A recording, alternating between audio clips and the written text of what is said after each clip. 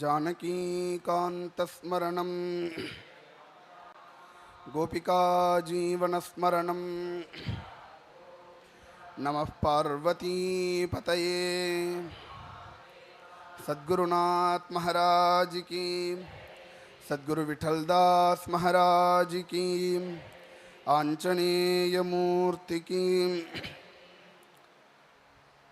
स्मृते सकल कल्याण भाजनम यत्र जायते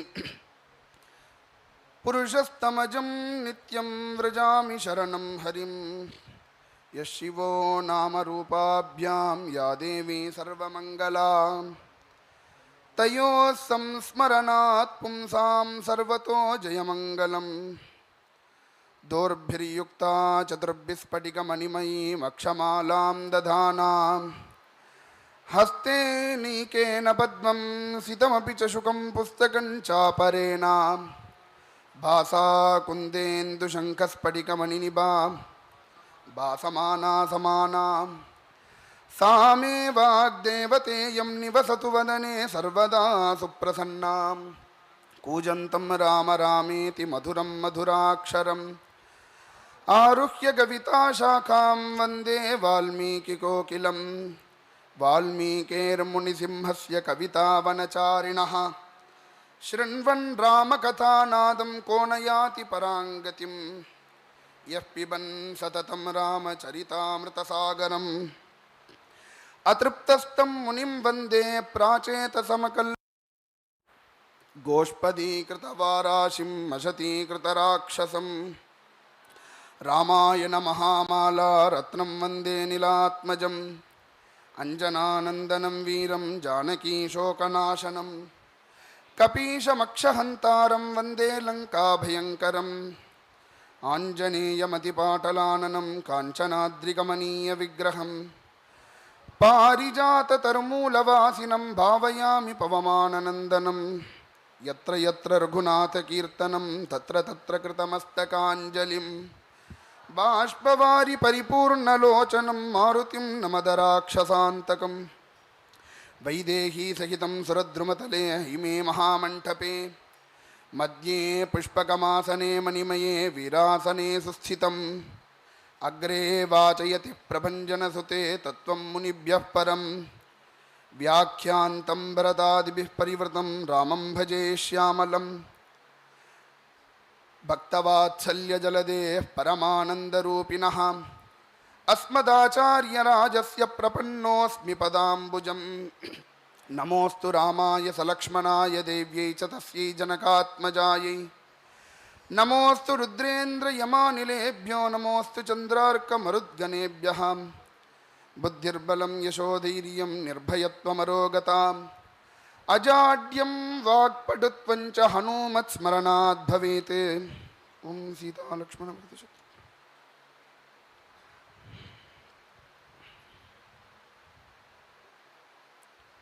श्रीहरये नमः।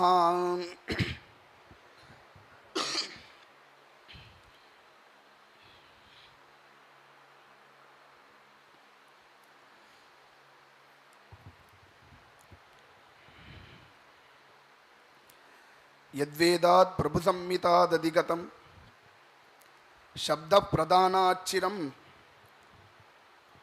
यच्छास्त्रप्रवरणात् पुराणवचसा इष्टं सुहृत्संहिता।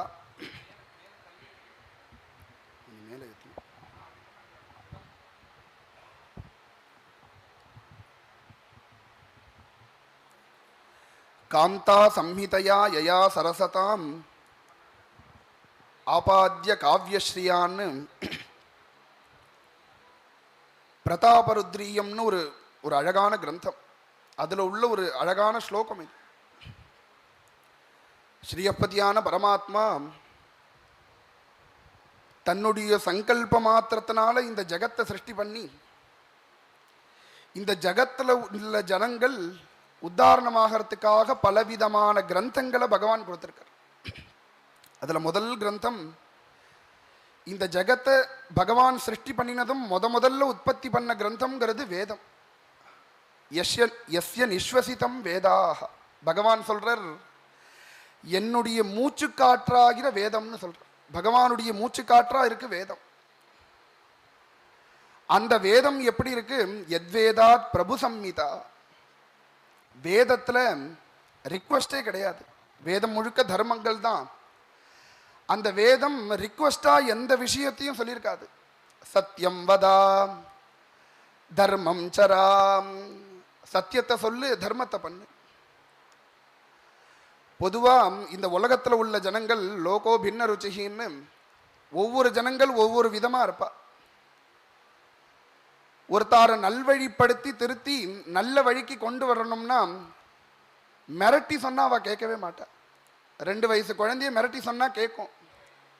ஒரு 16 வயசு பையனை மிரட்டி அப்பா இந்த காரியத்தை பண்ணுன்னு சொன்னா நம்மளை ஏற இறங்க ஒரு தடவை பார்த்துட்டு பதில் சொல்ல மாட்டான். பதில் சொல்லாம போயிடுவான்.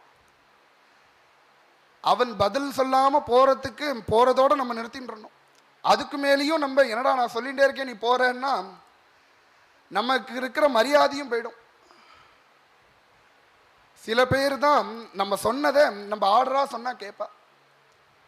பகவான் என்ன பண்ணினார்? எல்லாரும் வேதத்தை சொல்லும்படியாக உள்ள விஷயத்தை கடைபிடிக்க முடியாது. அதனால பகவானே வியாசாய விஷ்ணு ரூபாயான்னு பகவானே இன்னொரு அவதாரம் பண்ணி இஷ்டம் சுகிருத் சம்மிதான்னு நிறைய புராணங்களை பண்ணினர். அந்த புராணங்களுக்கு சுகிருத் சம்மிதான்னு பேர். சுகிருத் சம்மிதான்னு எதனால பேருன்னா, நம்ம ஆத்துல இருக்கிற ஒரு பையன் அம்மா அப்பா சொன்னா கேட்க மாட்டான், அவனோட ஃப்ரெண்டு சொன்னா கேட்பான். ஆத்துல இருக்கிறவா கூட சொல்லுவா, அப்பா நாங்க சொன்னா கேட்க மாட்டேங்கிறான், நீ சொல்லு, நீ தான் அவன் கூடயே சுத்தின்னு இருக்க, அவனோட ஃப்ரெண்டா இருக்க, நீ சொல்லுன்னு அவனோட நண்பனை கூப்பிட்டு சொல்லுவான். இந்த புராணம் எப்படி இருக்கு? சுகிருத் சம்மிதையா இருக்கு. காந்தா சம்மிதையா யயா சரசதாம் ஆபாத்ய காவ்யஸ்ரீயாம். இதிகாசம்ங்கிறது காந்தா சம்மிதையா இருக்கு. காந்தா சம்மிதனா ஒரு துஷ்டனா இருக்கக்கூடிய பர்த்தாவை நல்ல பத்னியானவள் அவனுக்கு எந்த சமயத்துக்கு நல்லதை உபதேசம் பண்ணி அவனை நல்வழிப்படுத்தி கொண்டு வரணுமோ அந்த சமயத்துக்கு அவள் நல்வழிப்படுத்தி கொண்டு வருவாள். எல்லா நேரத்துக்கும் சொன்னா கேட்க மாட்டான். அவனுக்கு எப்போ நல்லதை சொல்லணும்னு நல்ல பத்னிக்கு தெரியும், சம்சாரத்துக்கு தெரியும். அவ ஏகாந்தமா இருக்கும்போது இப்படி இருங்கோ அப்படி இருங்கோன்னு அவனுக்கு நல்லதை சொல்லி நல்வழிப்படுத்தி கொண்டு வருவாள். அதுக்கு காந்தா சம்மிதைன்னு பேரு. இந்த இதிகாசம் காந்தா சம்மிதையா இருக்கு. ஸ்ரீமத் ராமாயணம்ங்கிற கிரந்தத்துல பிரபு சம்மிதியாவும் இருக்கு, சுகிருத் சம்மிதியாவும் இருக்கு, காந்தா சம்மிதியாவும் இருக்கு. வேதத்துல சொல்லப்பட்ட அத்தனை தர்மங்களும் ஸ்ரீமத் ராமாயணத்துல இருக்கு. புராணங்கள்ல சொல்லப்பட்ட அத்தனை தர்மங்களும் இருக்கு. தர்மசாஸ்திரத்துல சொல்லப்பட்ட அத்தனை தர்மங்களும் இருக்கு. மகோதிஹாசமா இந்த ஸ்ரீமத் ராமாயணமே இருக்கு. அப்பேற்பட்ட ராமாயணம், இந்த ராமாயணத்துக்கு அத்தனை பெருமை இருக்கு. இன்னைக்கு ஆர்த்தால நம்ம சுந்தரகாண்டம் சொல்லும்போது கூட சங்கல்பம் பண்ணிட்டோம், தர்மார்த்த காம மோக்ஷ சதுர்வித பல புருஷார்த்த சித்தியர்த்தம். இந்த ராமாயணம் படிக்கிறதுனாலையும் கேட்கறதுனாலையும் தர்மம், அர்த்தம், காமம், மோக்ஷம் இந்த 4ம் கிடைக்கிறது இந்த ராமாயணத்தினாலேயே. பொதுவா நம்ம ஹிந்து மதத்தினுடைய லட்சியமே என்னன்னா மோட்சம்தான். மோட்சம்தான் நம்ம ஹிந்து மதத்துல உள்ள லட்சியம். அந்த மோட்சத்தை அடையிறதுக்கு பலவிதமான மார்க்கங்களை மகான்கள் கொடுத்துருக்கா. ஆனா இந்த ராமாயணத்தை பாராயணம் பண்றதுனால இறங்கிட்டே இருக்கு.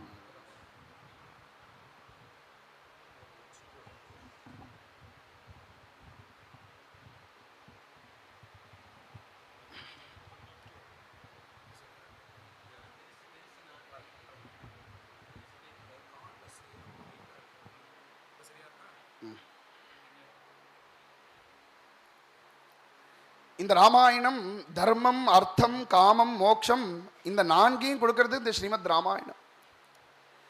அப்பேற்பட்ட ராமாயணத்தை வால்மீகி மகரிஷி 7 காண்டமாக பண்ணியிருக்கார். காயத்ரி சம்ஹிதையாக 24,000 ஸ்லோகமாக பண்ணியிருக்கார். காயத்ரி மந்திரத்துக்கு 24 அக்ஷரம். இந்த ஸ்ரீமத் ராமாயணம் 24,000 ஸ்லோகம். முழுக்க முழுக்க முழுக்க சுவாமி சக்கரவர்த்தி திருமகனாக தர்மத்தை நடத்தி காட்டணும்னு ஒரு அவதாரம் பண்ணின அவதாரம் ஸ்ரீ ராமாவதாரம். அவருடைய சரித்திரத்தை 24,000 ஸ்லோகமாக ஸ்ரீமத் ராமாயணமா வால்மீகி பண்ணியிருக்கார். அந்த கிரந்தத்தில் ஹிருதயஸ்தானமாக விளங்கக்கூடியது இந்த சுந்தரகாண்டம். இந்த ராமாயணத்துக்கு இந்த சரித்திரத்துக்கு ஏத்தது போல அவர் பெயரை வச்சுட்டார். 7 காண்டத்துக்கும் இந்த கதையை அனுசரிச்சே பேரை வச்சுட்டார். சுவாமி தசரதனுக்கு புத்திரனாக அவதாரம் பண்ணினர். புத்திரனாக அவதாரம் பண்ணி அத்தனை வேதங்கள், சாஸ்திரங்கள், தனுர்வித்தைகள் அத்தனையும் அத்தியனம் பண்ணி சீதாதேவியை கல்யாணம் பண்ணின்ற அந்த சரித்திரம் பாலகாண்டம். சீதாதேவியை கல்யாணம் பண்ணிட்டு அயோத்தியில சௌக்கியமா சமாத்வாதசதத்ராகம் ராகவஸ்ய நிவேசனே 12 வருஷ காலம் சௌக்கியமா இருந்தார் கல்யாணமாகி. அயோத்தியில சுவாமி சௌக்கியமா இருந்த கதையை சொல்றது அயோத்தியா காண்டம். அதுக்கப்புறம் பித்ருவாக்கிய பரிபாலனம்ங்கிற தர்மத்தை அனுஷ்டானம் பண்றதுக்காக காட்டுக்கு கிளம்பி வந்துட்டார் 14 வருஷம். அந்த கதையை சொல்றது ஆரண்ய காண்டம். காட்டில் நடந்த கதையை சொல்றது ஆரண்ய காண்டம். சுவாமி காட்டில கிளம்பி வந்து 11 வருஷ காலம் பஞ்சவட்டியில சுவாமி சௌக்கியமா இருக்கும்போது ராவணன் சீதையை அபகரிச்சுட்டு போயிட்டான். சீதையை தேடிண்டு திக்கு விதிக்குலையும் சீதையை தேடிண்டு சுவாமி வரும் வழியில சபரிக்கு மோட்சத்தை கொடுத்து ஆஞ்சநேய சுவாமியை சக்கியம் பண்ணிண்டு வாலிய வதம் பண்ணி அகண்டமான வானர ராஜ்யத்தை சுக்ரீவனுக்கு பட்டாபிஷேகம் பண்ணி வச்சு கிஷ்கிந்தா நகரத்தை சுக்ரீவனுக்கு பட்டாபிஷேகம் பண்ணி வச்சார். கிஷ்கிந்தேல நடந்த கதையை கிஷ்கிந்தா காண்டமா பண்ணினார். பின்னாடி யுத்தம் நடந்ததை யுத்த காண்டம்னு வச்சுட்டார். முன்னாடி நடந்த கதை பின்னாடி நடந்த கதையை சொல்றது உத்தரகாண்டம். இந்த சுந்தர காண்டம்ங்கிறது நடுப்புற இருக்கு. இந்த சுந்தர காண்டம் முழுவதுமே ராமருடைய பிரதான பக்தராக இருக்கக்கூடிய ஆஞ்சநேய சுவாமியினுடைய கதை தான் அதிகமா இருக்கு. ஆஞ்சநேய சுவாமியினுடைய கதை அதை விட என்ன ஒரு அழகு, ஒரு 24 மணி நேரம் நடந்த கதை. 68 சர்க்கம் 24 மணி நேரம் நடந்த கதை. இன்னைக்கு கார்த்தால ஒரு 10 மணி கிளம்பி போனார். மறுநாள் சாயந்தரத்துக்குள்ள திரும்பியும் இந்த சமுத்திர தீரத்துக்கு வந்துட்டார். இந்த கதை ஒரு காண்டம் பூரா வால்மீகி வர்ணிச்சிருக்கார். அதுக்கும் மேல ஆஞ்சநேய சுவாமியினுடைய பிரபாவம் தான் இந்த சுந்தர காண்டம். ஆஞ்சநேய சுவாமி ராம ரகசிய உபனிஷத்துன்னு ஆஞ்சநேய சுவாமி ஒரு உபனிஷத்து பண்ணியிருக்கார். சனகாதிகளுக்கு அந்த உபனிஷத்தை உபதேசம் பண்ணியிருக்கார். அந்த உபனிஷத்துல ஒரு அழகான ஸ்லோகம், ஐஹிகே குஷ காரியேஷு மகா ஆபத்சு ச சர்வதா நைவயோஜ்யோ ராம மந்திரஹ கேவலம் மோக்ஷ சாதகஹ. சனகாதிகளுக்கு ஆஞ்சநேய சுவாமியே உபதேசம் பண்றார். ஐஹிகே சுச்ச காரியேஷு, பொதுவா ஜனங்களுக்கு பகவான் அடையணும், மோட்சத்தை அடையணும், பக்தி வரணும், இதெல்லாம் எண்ணம் இருக்கு. ஆனா அதுக்கு முன்னாடி குடும்பத்துல நிறைய காரியங்கள் ஆக வேண்டி இருக்கு. அந்த காரியங்கள்லாம் ஆயிடுத்துன்னா என்ன சார், பிரகலாத சுவாமிகிட்ட அந்த குழந்தைகள்லாம் சொல்றா, அப்பா வயசாயிடுத்துறா, இப்பயிலேருந்தே பஜனை இப்பயிலேருந்தே பக்தி பண்ணலான்னு சொல்றார் பிரகலாத சுவாமி. அந்த குழந்தை சொல்றான், அவருடைய சகாக்கள்லாம், இப்பயே பிடிச்சே பக்தி பண்ணினா சரியா வராது பிரகலாதா, நன்னா படிச்சு நல்ல உத்தியோகம் கிடைச்சு நல்ல பொண்ணை கல்யாணம் பண்ணிட்டு குழந்தைகள்லாம் நமக்கு பிறந்து அந்த குழந்தைகளுக்கெல்லாம் கல்யாணம் பண்ணி வச்சு அவளெல்லாம் செட்டில் பண்ணதுக்கு அப்புறம் ஒவ்வொரு க்ஷேத்ராடனமா கிளம்பி போலாம்னு இருக்கேன்னு அந்த குழந்தைகள்லாம் சொல்றான். அதுபோல நமக்கு பக்தி வரத்துக்கு முன்னாடி நிறைய காரியங்கள்லாம் ஆக வேண்டி இருக்கு. நமக்கு நிறைய காமனைகள்லாம் இருக்கு, அதெல்லாம் நிறைவேண்டி வேண்டியிருக்கு. அதெல்லாம் நிறைவேற்றுனா அதுக்கப்புறம் ராம பக்தி சுலபமா பண்ணலாம். ஆஞ்சநேய சுவாமி சொல்றார், ஐஹிகேஷு ச காரியேஷு மகா ஆபத்சு ச சர்வதா.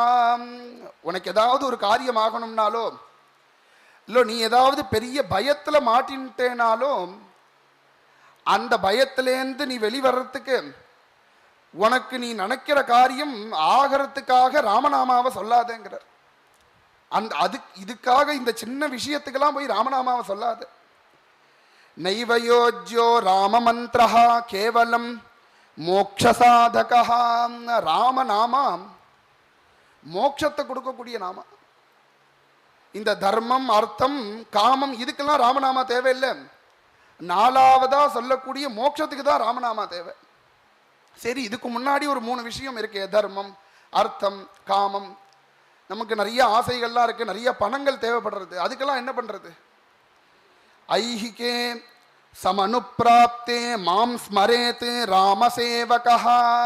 உனக்கு பணம் வேணுமோ இல்லை ஏதாவது கஷ்டங்கள்ல நீ மாட்டின்ட்டியோ என்ன கூப்பிடு, நான் ராமனோட சேவகன், நான் இருக்கேன். இந்த சின்ன விஷயத்துக்கெல்லாம் நீ என்ன கூப்பிட்டுக்கோ, நான் வந்து உனக்கு உபகாரம் பண்றேன். மோட்சத்துக்கு நீ ராமரை கூப்பிடுன்னு சொல்றார் ஆஞ்சநேய சுவாமி. சனகாதிகளுக்கு உபதேசம் பண்றார். ராம ரகசிய உபனிஷத்துன்னே பேர் அதுக்கு. அப்பேற்பட்ட நமக்கு என்னென்ன ஆசைகள் இருக்கோ காமணிகள் இருக்கோ அத்தனையும் கொடுக்கக்கூடியவர் இந்த ஆஞ்சநேய சுவாமி. அவரை பிரதானமா வர்ணிக்க வந்த காண்டம் சுந்தரகாண்டம். இந்த சுந்தரகாண்டத்துக்கு அவர் சுந்தரகாண்டம்னு பேர் வச்சதே ஒரு ஆச்சரியம். இது நடுப்புற இருக்கு. இதுக்கு லங்கா காண்டம்னு வைக்கலாம், சீதா காண்டம்னு வைக்கலாம், இல்ல ஹனுமத் காண்டம்னு வைக்கலாம். ஆஞ்சநேயருடைய கதை தான் அது. அதெல்லாம் விட்டுட்டு சுந்தரகாண்டம்னு பேர் வச்சார். எதனால சுந்தரகாண்டம்னு பேர் வச்சார்னா, இந்த ஆஞ்சநேய சுவாமிக்கே சுந்தரர்னு ஒரு திருநாமம் உண்டு. அவருடைய அர்ச்சனையிலேயே சுந்தராய நமஹா அப்படின்னு ஒரு அர்ச்சனையே உண்டு. அதனாலையும் சுந்தரகாண்டம்னு பேர் வச்சார். அதுக்கும் மேல இந்த சுந்தரகாண்டம் முழுவதுமே ஒரு அழகு. இந்த சுந்தரகாண்டமே ஒரு அழகு. இந்த சுந்தரகாண்டத்தில் இருக்கக்கூடிய சீதாதேவியும் ஒரு அழகு. இந்த ஆஞ்சநேய சுவாமியும் ஒரு அழகு. இந்த ஆஞ்சநேய சுவாமி கிளம்பி போற அந்த லங்கையும் அழகு. சுந்தரகாண்டத்தில் எதுதான் அழகு இல்லைன்னு சொன்னார் ஒரு கவி. சுந்தரே சுந்தரி சீதா, சுந்தரே சுந்தரி கதா, சுந்தரே சுந்தரி லங்கா, சுந்தரே கிம்ன சுந்தர. சுந்தரகாண்டத்தில் எதுதான் அழகு இல்லை. அதனால சுந்தரகாண்டம்னு வால்மீகி மகரிஷி இதுக்கு ஒரு பெயரும் வச்சார். கிஷ்கிந்தா காண்ட கடைசியில சுவாமி வாலிய வதம் பண்ணி அகண்டமான வானர ராஜ்யத்தை சுக்ரீவனுக்கு பட்டாபிஷேகம் பண்ணி வச்சு கோட்டி கோட்டி வானரங்களையும் திக்கு விதிக்களையும் சுக்ரீவன் ராமார்ப்பணம் பண்ணி அத்தனையும் அனுப்ப, அதுல முக்கியமான வானரர்கள் ஆஞ்சநேய சுவாமி, அங்கதன், ஜாம்பவான் முதலிய முக்கியமான வானரங்களை தென்திசையை நோக்கி அனுப்பினான் சுக்ரீவன். அத்தனை வானரங்களும் சமுத்திர தீர பரியந்தம் சீதாதேவியை தேடின்னு வந்துருத்து. சீதாதேவி கிடைக்கல. சீதாதேவி கிடைக்கலன்னு அங்க போய் அந்த விஷயத்தை சொன்னா சுக்ரீவன் தலையை வாங்கிடுவான். சுக்ரீவ ஆக்ஞன்னு பெரியவாள்லாம் சொல்லுவா. சுக்ரீவன் ஒரு மிலிட்டரியை நடத்தின்னு இருந்தான். பொதுவா இந்த நம்ம தேசத்திலேயே இந்த டிஃபென்ஸுக்கு தான் அதிகமா பணம் செலவழிகிறது. ஏன்னா அவ்வளவு செலவு, அவளுக்கு பாதுகாப்பு அவ்வளவு கொடுக்க வேண்டியிருக்கு, அவளுடைய குடும்பங்களுக்கெல்லாம் பாதுகாப்பு கொடுக்க வேண்டியிருக்கு. அவ்வளவு செலவு பண்றது இந்த கவர்மெண்ட். சுக்ரீவன் ₹1 செலவு இல்லாம அவ்வளோ பெரிய ராஜ்யத்தை நடத்திட்டு இருந்தான். அத்தனை சைனிகளை வச்சுட்டு இருந்தான். ஏன்னா ட்ரெஸ்ஸு கிடையாது, தோல் தான் அவளுடைய ரோமமே அவளுக்கு ட்ரெஸ்ஸு. தமிஷ்டாயுதாஷ்சைவ நகாயுதாஷ்ட. பின்னாடி விபீஷண சுவாமி சொல்றார், ஆயுதம் கிடையாது, துப்பாக்கி எல்லாம் கிடையாது, கத்தி எல்லாம் கிடையாது. அவளுடைய பல்லும் ஆயுதம், அவளுடைய நகங்கள் தான் ஆயுதம். ஆகாரம் கிடையாது. மாங்காய் நாளில் மாங்காய், தேங்காய் நாளில் தேங்காய், என்னென்ன பழம் மரத்தில் இருக்கோ அந்த பழத்தை சாப்பிட்டுக்க வேண்டியது. சம்பளம் கிடையாது. ஆனா சுக்ரீவன் சொன்னதை அப்படியே கேட்கணும். கேட்கலன்னா தலையை வாங்கிடுவான். அப்படி நடத்தின்னு இருந்தான் சுக்ரீவன். ஒரு மிலிட்டரியை நடத்தின்னு இருந்தான். சுக்ரீவ ஆக்ஞன்னு சொல்லுவா பெரிவாள்லாம். அந்த குரங்கெல்லாம் சமுத்திர தீரம் வந்து பிராயோபவேஷம் பண்ணி சமுத்திர தீரத்தில் படுத்துண்டு சீதாதேவி கிடைக்கல, நம்மளும் இனிமே நம்ம அங்க கிளம்பி போய் சீதை கிடைக்கலன்னு சொன்னா சுக்ரீவனோ தலையை வாங்கிடுவான். நம்ம இங்கேருந்து அவ்வளோ தூரம் திரும்பி நடந்து போய் உயிரை விடுறதுக்கு சமுத்திர தீரத்திலேயே உயிரை விட்டுறலாம்னு படுத்துண்டு பிராயோபவேஷம் பண்ணி அழுதுண்டே ராமாயணம் சொன்னது. ராமாயணம் புனர்ஜன்மா. ராமாயணத்தை யாரு சிரவணம் பண்ற, இனிமே இந்த மனுஷனுக்கு இனிமே வாழ்க்கையில ஒண்ணுமே இல்லைன்னு ஒருத்தனுக்கு அப்படி ஒரு நிலைமை வந்து அவன் ராமாயணம் சிரவணம் பண்ணினாலோ ராமாயணம் பாராயணம் பண்ணினாலோ புனர்ஜன்மா. கருஜுருஜவ சம்பாதி சம்பாதி வாக்கியம் நாராயண பட்டத்திரி நாராயணியத்தில் சொன்னார். அங்க சம்பாத்தின்னு ஒரு பட்சி ரக்கைகள்லாம் அருந்து ரொம்ப வயசாகி கீழே விழுந்து கிடக்கு. அதனுடைய காதில் இந்த ராமாயணம் விழுந்து புனர்ஜன்மா ரக்கைகள் முளைச்சு அது ஆகாசத்துக்கு பறந்து போய் சீதாதேவி லங்கையில் இருக்கா, நீங்க சீதையை போய் பார்த்துக்கோங்கன்னு சொல்லிட்டு கிளம்பிடுது. உடனே அங்க இருக்கிற குரங்கல்களுக்கெல்லாம் ஒரே சந்தோஷம், சீதாதேவி எங்க இருக்கான்னு தெரிஞ்சிருது. ஆனா சமுத்திரத்தை தாண்டி போனோம், யாரு போறதுன்னு ஒரு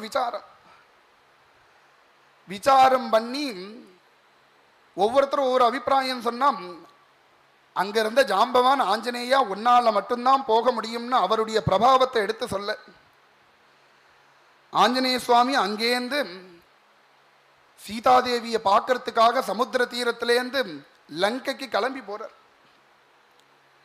இப்படி இவருடைய பிரபாவத்தை எடுத்து கொஞ்சம் கொஞ்சமா ஜாம்பவான் சொல்ல சொல்ல சொல்ல பிரவருத்தைவ கேசரி ஒரு சின்ன இப்ப இந்த விக்கிரகத்தை பார்த்தா ரொம்ப பவ்யமா இருக்கிற ஆஞ்சநேய சுவாமி. இந்த பவ்யம் ராமருடைய சன்னிதானத்தில் மட்டும்தான் இருக்கும். அவருக்கு துஷ்கரம் நிஷ்பிரதித்வந்த்வம் சுந்தரகாண்ட 2வது ஸ்லோகம். ராமருடைய சன்னிதானத்திலேயோ ராம பக்தாலோட சன்னிதானத்துல தான் இப்படி இருப்பார். அவளுக்கு யாராவது ராமருக்கு இடைஞ்சல் பண்றான்னு யாராவது தெரிஞ்சதுன்னா உண்டு இல்லைன்னு பண்ணிடுவார் ஆஞ்சநேய சுவாமி. துஷ்கரம் நிஷ்பிரதித்வந்த்வம் சிகீரிஷன் கர்மவானரஹாம்.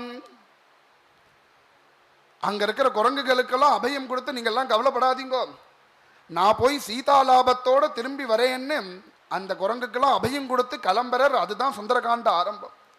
ததோ ராவண நீதாயாஹ சீதாயா சத்ருகர்ஷனஹ ஏஷ பதமன்வேஷ்டும் சாரணாச்சரிதே பதீம்.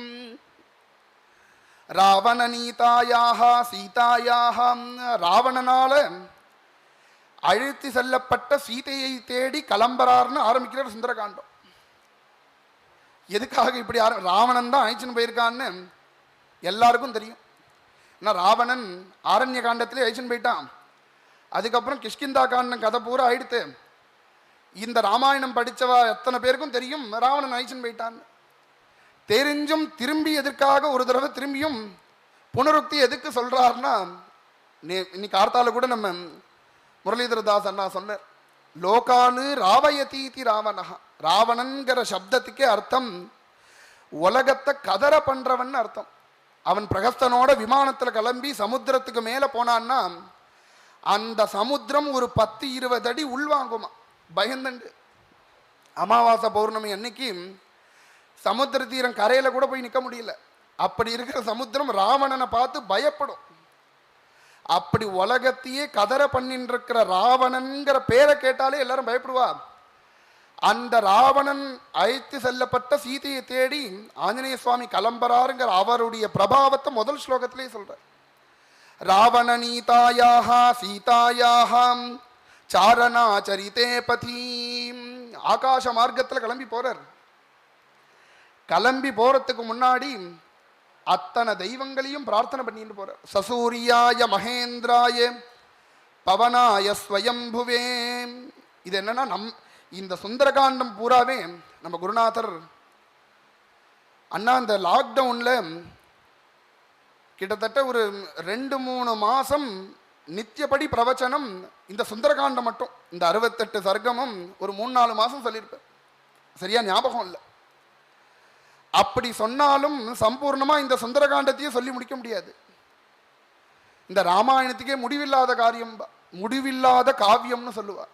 ராமாயணத்தை ஒருத்தர் சம்பூர்ணமா ஒரு அக்ஷரம் கூட விடாமல் சொல்லி முடிக்கவே முடியாது, அவ்வளவு விஷயம் இருக்கு.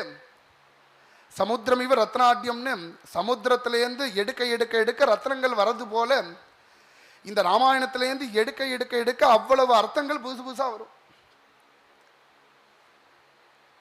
அப்பேற்பட்ட கிரந்தம் இந்த ராமாயணம். அவ்வளவு விஸ்தாரமா சொன்னார் இந்த சுந்தரகாண்டத்தை.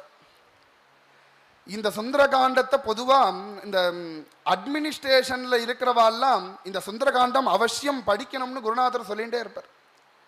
ஏன்னா ஒருத்தர் ஒரு காரியத்துக்கு ஒரு காரியம் பண்ண போறான்னா அவ என்னென்ன காரியங்கள்லாம் அதுக்கு முன்னாடி பண்ணணுங்கிறத இந்த சுந்தரகாண்டத்தை பார்த்தாலே தெரிஞ்சுக்கணும்.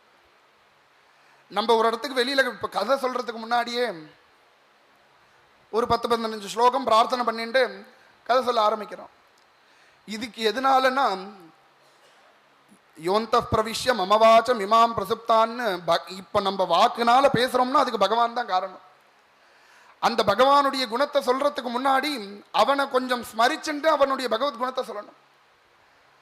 அது போல நம்ம எங்க வெளியில கிளம்புறதா இருந்தாலும் பகவானை பிரார்த்தனை பண்ணிட்டு போகணும், நல்லபடியா போயிட்டு வரணும்.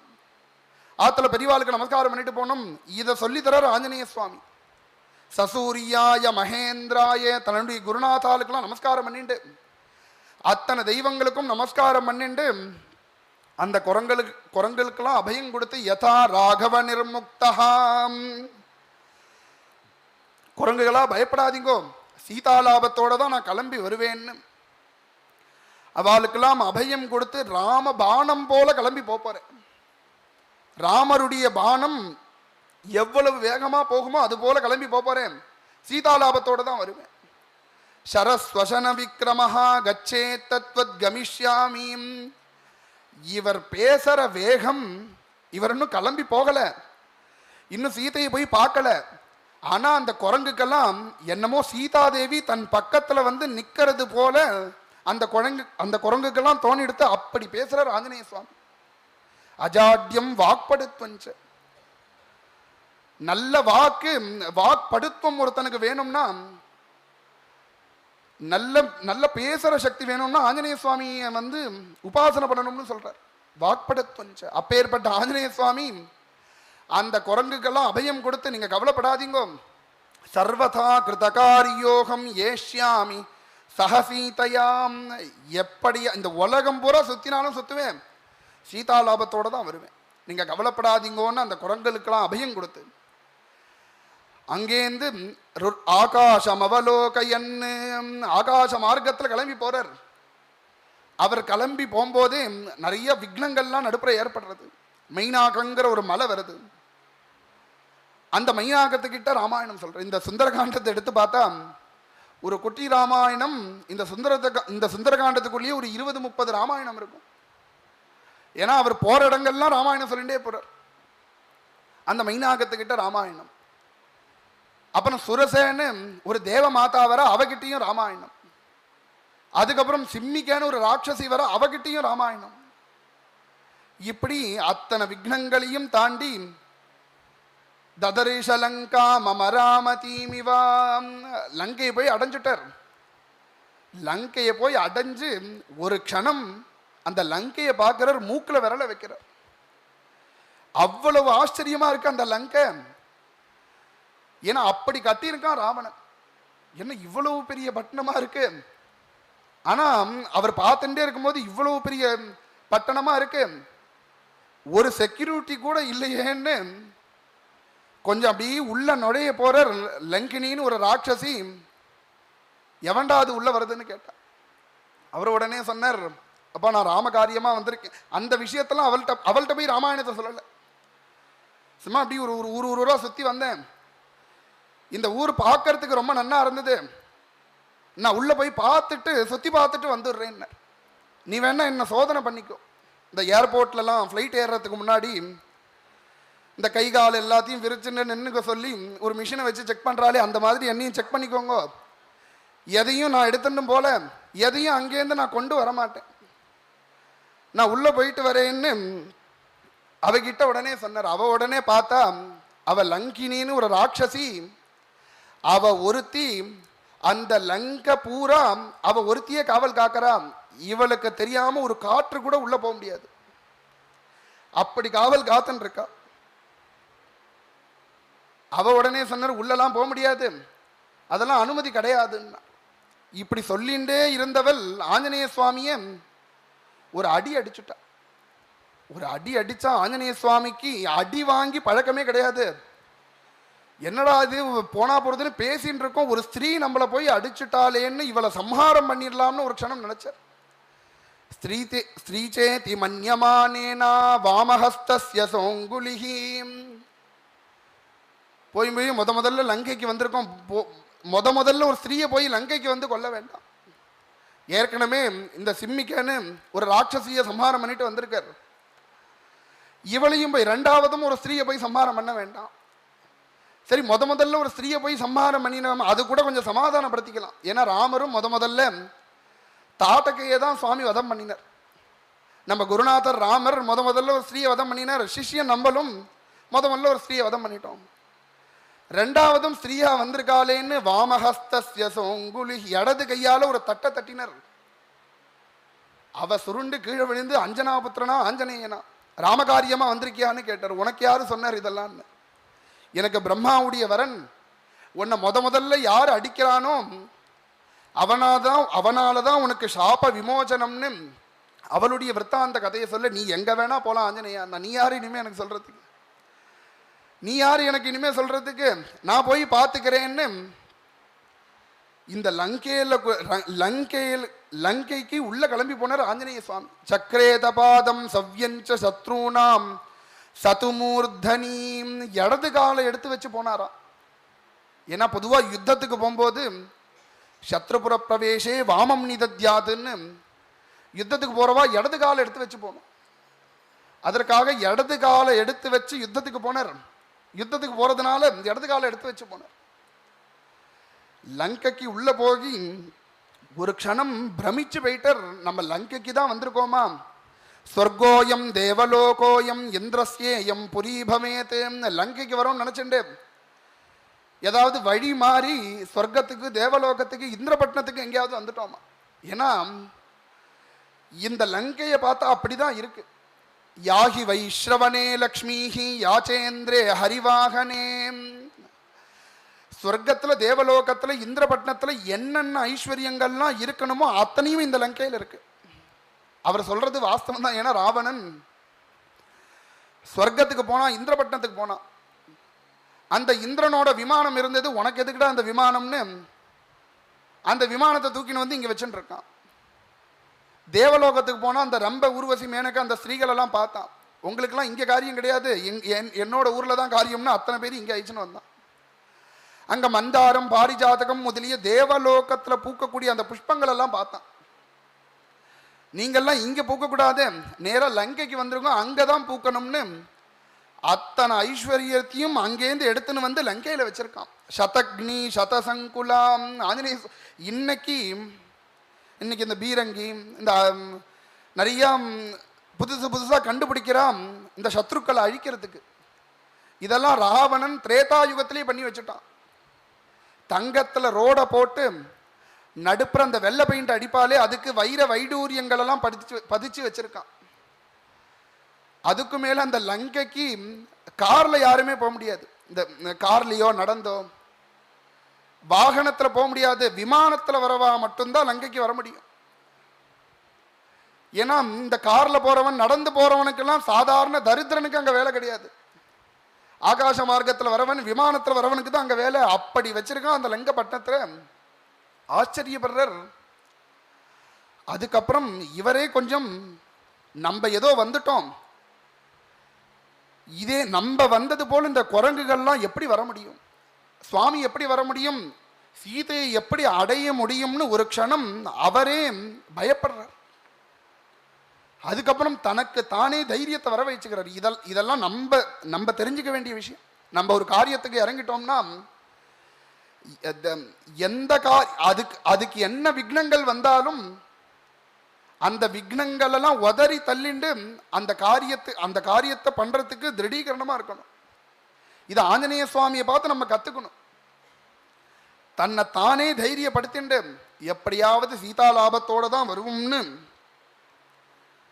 லங்கைக்கு உள்ள நுழைஞ்சு ஒரு இடம் விடாம பிரிஷதம் சகமாத்திரசன்னு ஒரு சின்ன ரூபத்தை எடுத்துண்டு லங்கையில ஒரு இடம் கூட, இந்த சுந்தரகாண்டத்தை எடுத்து பார்த்தா தெரியும், ஒரு கதவு திறந்திருக்கு.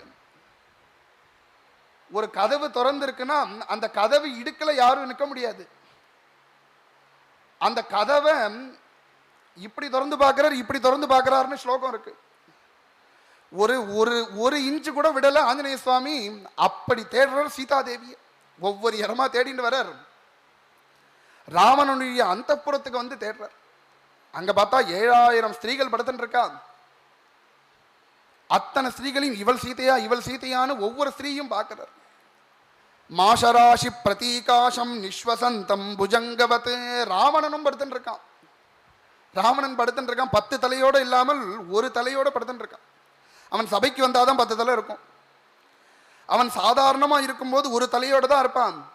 அந்த ராவணனையும் பார்த்தார். ராவணனை பார்த்துட்டே இருக்கும்போது அவன் பக்கத்துல ஒரு பொண்ணு படுத்துட்டு இருக்கா.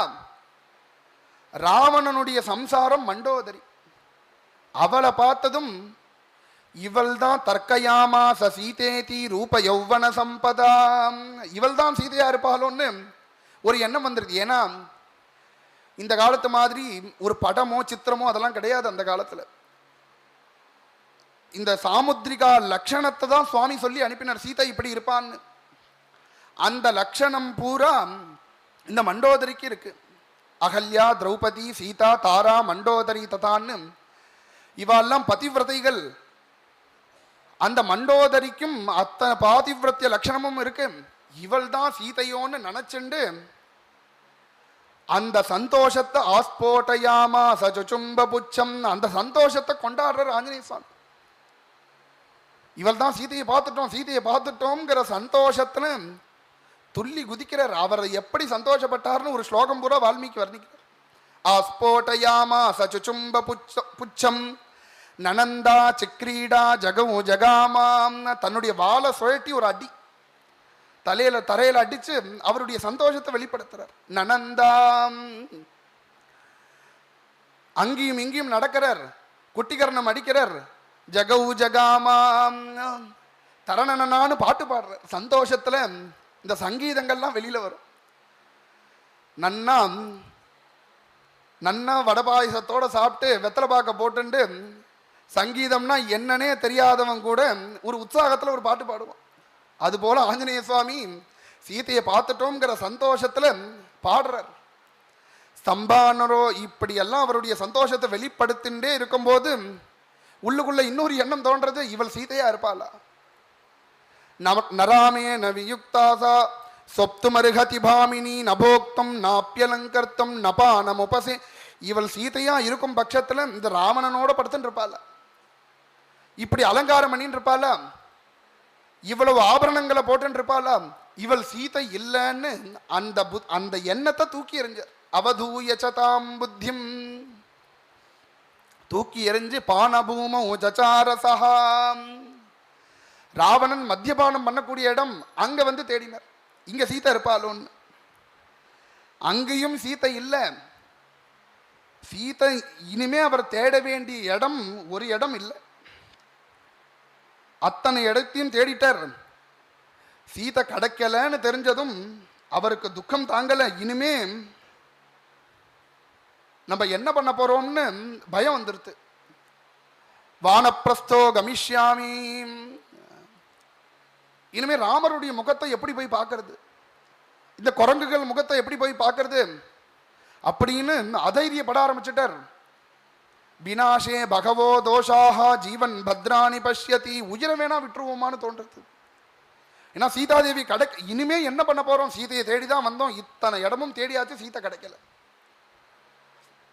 அப்புறம் தான் ஆஞ்சநேய சுவாமி தனக்கு தானே தைரியத்தை வர வச்சுண்டு, நம்ம ஒரு காரியத்துக்காக வந்து அந்த காரியம் நடக்கலைன்னா ஆமா அவ்வளவுதான், நமக்கு யோகம் இல்லை அதிர்ஷ்டம் இல்லைன்னு விட்டுடக்கூடாது. நம்ம இந்த காரியம் பண்ண ஆரம்பிக்கும் போது இதுல என்னென்ன தப்பெல்லாம் இருக்குன்னு ஒரு க்ஷணம் உட்கார்ந்து யோஜனை பண்ணணும். யோஜனை பண்ணி பார்த்தா பெரிய தப்பு ஒன்று பண்ணிட்டு வந்திருக்கார். என்ன தப்புனா, கிளம்புறதுக்கு முன்னாடி சசூரியாய சூரியனுக்கு நமஸ்காரம், இந்திரனுக்கு நமஸ்காரம், தன்னுடைய அப்பாவான வாயு பகவானுக்கு நமஸ்காரம், அத்தனை பேருக்கும் நமஸ்காரம் பண்ணிட்டு வந்திருக்கார். யாரை தேடி வந்தாரோ அந்த சீதாதேவிக்கு ஒரு நமஸ்காரம் பண்ணல. எந்த பிரபு அனுப்பி கிளம்பி வந்தாரோ அந்த சுவாமி ராமருக்கு ஒரு நமஸ்காரம் பண்ணல.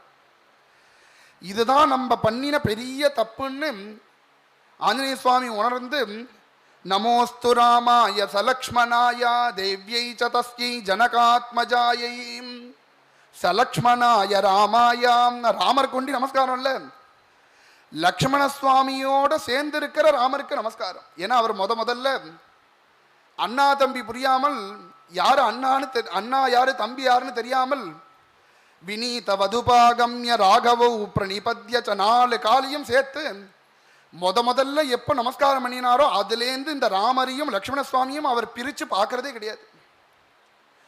அதனால தான் இன்னைக்கும் ராமருக்கு 3 தம்பி இருக்கார்.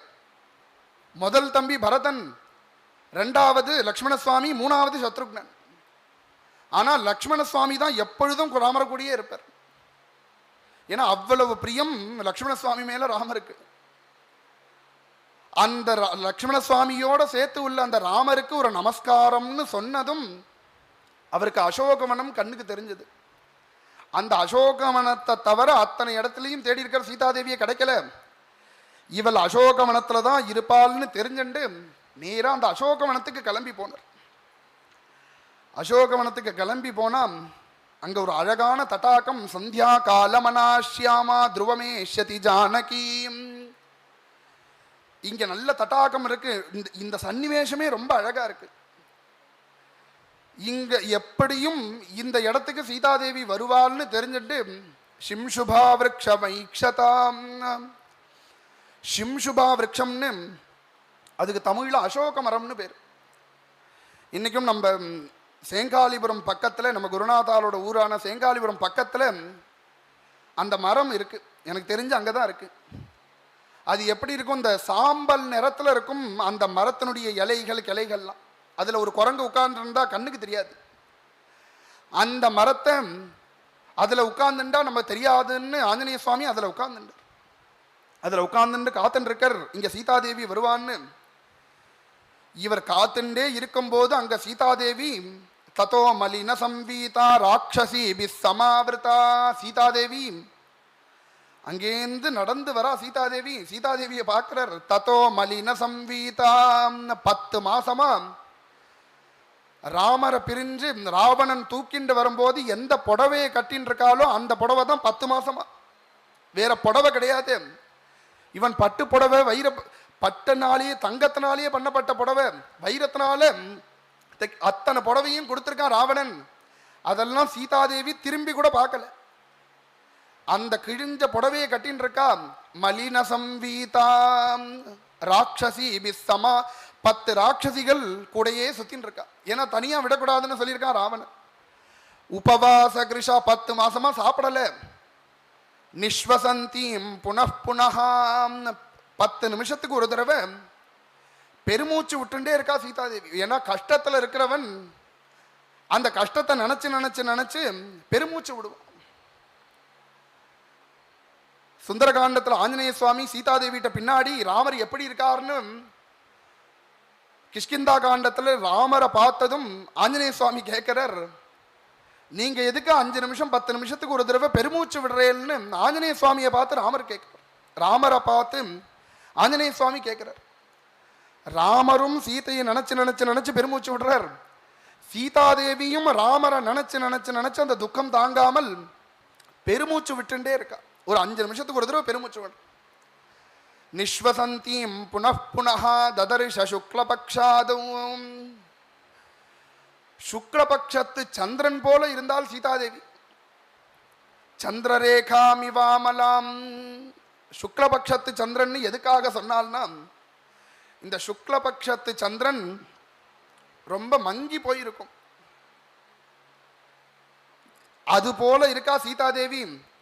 இந்த ஆஞ்சநேய சுவாமி வந்ததும் இவளுடைய பிரகாசமே மேல அதிகரிக்க போறது. சுக்லபக்ஷாதவும். சுக்லபக்ஷத்து ஆரம்பத்து சந்திரன் சொல்றார். பொதுவா சுக்லபக்ஷ சந்திரன் நல்ல பிரகாசமா இருக்கும். ஆரம்பத்துல ரொம்ப சின்னதா தெரியும். கிருஷ்ணபக்ஷத்து சந்திரன் தான் பிரகாசமா முதல்ல உற்பத்தி ஆகும்.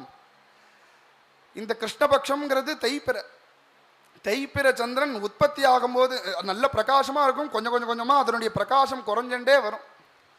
ஆனா சுக்லபக்ஷத்து சந்திரன், இந்த வளர்ப்பிற சந்திரன் முதல்ல ஆரம்பத்துல சின்னதா இருக்கும். ஆனா கொஞ்சம் கொஞ்சம் கொஞ்சம் கொஞ்சமா பெருசாகின்றே போகும் அதனுடைய பிரகாசம். இந்த ஆஞ்சநேய சுவாமி வர பரியந்தம் சீதாதேவி இந்த ஆரம்பத்து சுக்லபக்ஷத்து சந்திரன் போல இருந்தால் அவளுடைய பிரகாசம் இவள் வந்ததும் இவளுடைய பிரகாசமே அதிகரிக்க போறது சீதாதேவிக்கு. ஆதௌ சுக்லபக்ஷாதௌ சந்திரரேகாமிவாமலாம் மந்தம் பிரக்யாயமானேன ரூபேன ருச்சிரப்பிரபாம். இப்படியெல்லாம் சீதாதேவி 10 மாசமா சாப்பிடாம வாக்குல ராமநாமா ஒரே ஏகவேணீதர ஒரே வஸ்திரத்தை கட்டிண்டு அனவர்த்தமும் ராமரையே நினைச்சுட்டு இருக்கிற இந்த சீதாதேவியை பார்த்த ஒரு நிமிஷம் கண்ணெல்லாம் கலங்கி போயிடுத்து ஆஞ்சநேய சுவாமிக்கு. இந்த ராமரை கருணாசாகராம் கோதண்ட பாணி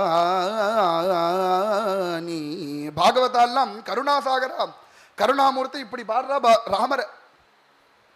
இவரும் இப்படிதான் பாடிட்டு இருந்தார் ஆஞ்சநேய சுவாமியும். இந்த சீதாதேவியை பார்த்ததும் துஷ்கரம் கிருத்தவான் ராமஹாம். இந்த ராமருக்கு பார்க்கதான் அத்தனை வேதங்கள் சாஸ்திரங்கள் அத்தனையும் அத்தியனம் பண்ணியிருக்கார். துளி கூட கருணைங்கிறது அவருடைய ஹிருதயத்தில் துளி கூட இல்லைன்னு ராமரை திட்டினார். ஏன்னா அவர் பொதுவா அவர் சீதையை பார்க்கறதுக்கு முன்னாடி பரியந்தம் ராமரை ரொம்ப பெருசா நினைச்சுட்டு இருந்தார். நல்ல வித்வானா இருக்கார், நல்ல படிச்சவரா இருக்கார், ரூபவானா இருக்கார். இத்தனையும் இருந்தாலும் போய் ஒரு பொண்டாட்டியை நினைச்சு எப்ப பார்த்தாலும் அழுதுண்டே இருக்காரு. ஒரு பொண்ணை நினைச்சு போய் அழுதுன்னு இருக்காரு. இத்தனை சாஸ்திரங்கள் வேதங்கள் இத்தனையும் அத்தியனம் பண்ணி யாராவது ஒரு பொண்ணை நினைச்சுன்னு போய் அழுதுன்னு இருப்பாள். எப்ப பார்த்தாலும் பொண்ணை நினைச்சு அழுதுன்னு இருக்காரு. இவர் கொஞ்சம் காமியா இருப்பாரோ அப்படின்னு ஒரு எண்ணம் இருந்தது ஆஞ்சநேய சுவாமிக்கு. இந்த சீதாதேவியை பார்த்ததும் அந்த எண்ணம் அப்படியே மாறிடுத்து. இவர் கல்லெஞ்சக்காரர்னு திட்டினார் ஆஞ்சநேய சுவாமி. இப்படி ஒரு பொண்ணை விட்டுட்டு 10 மாசமா ஒருத்தன் உயிரோட இருப்பானா? இவள் பிரிஞ்சாங்கிற நிமிஷமே அவனுக்கும் உயிர் போயிருக்கணும். அப்படி இருக்காளே இந்த சீதை. இந்த சீதையை விட்டு இவர் எப்படி 10 மாசமா பிரிஞ்சிருக்கார்? துஷ்கரம் கிருத்தவான் ராமஹா ஹீனோ யதனையா. ஆஞ்சநேய சுவாமி ராமரை திட்டினார். எப்போ நம்ம சீதையை பார்த்துட்டோமோ இனிமே ஒரு க்ஷணம் கூட இந்த சீதையும் ராமரையும் பிரிச்சு நம்ம பார்க்கவே கூடாது. ஏவம் சீதா ததா திருஷ்டுவா ஹிருஷ்ட பவன சம்பவஹா ஜகாம மனசாராமம் பிரசசம்சதம் பிரபும். எங்கேயோ இருக்கிற ராமரை தன்னோட மனசுனால சீதாதேவி இருக்கிற இடத்துக்கு தூக்கிண்டு வந்து இந்த ராமரையும் சீதையும் தன் மனசுனால சேர்த்து வச்சு ஒரு நமஸ்காரம் பண்ணினார். அப்பதான் அவருக்கு திருப்தி ஆச்சு.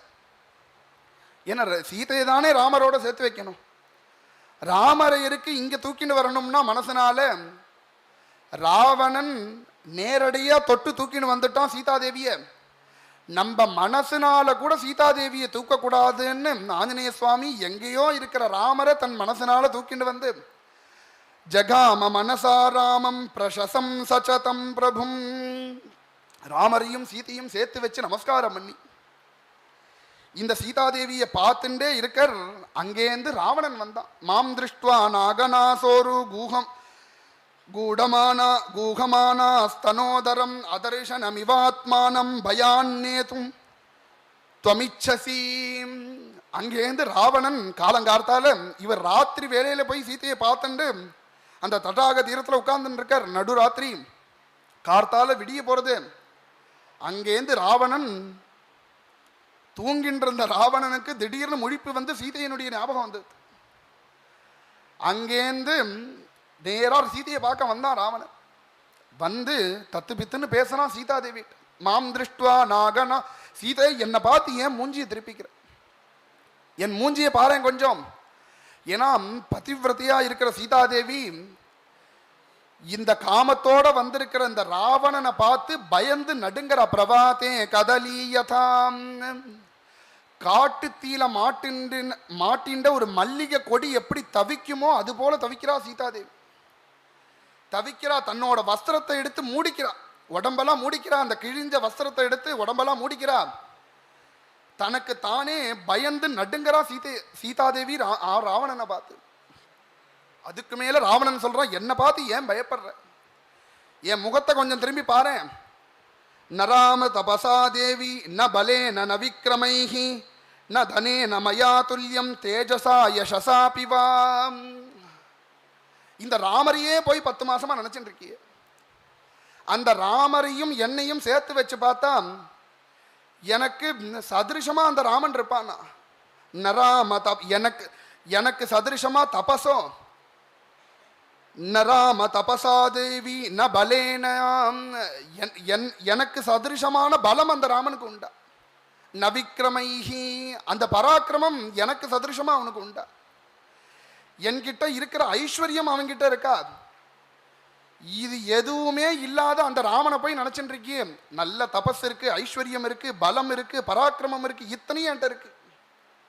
என்னை விட்டுட்டு இந்த ராமனை போய் நினைச்சுட்டு இருக்கியே, அந்த ராமரை மறந்துரு, என்ன நினைச்சுக்கோன்னு ராவணன் கொஞ்சம் கூட சங்கோச்சமே இல்லாம இந்த சீதாதேவியை பார்த்து பேசுறான். சீதாதேவி பயந்து நடுங்கற அவனை பார்த்து.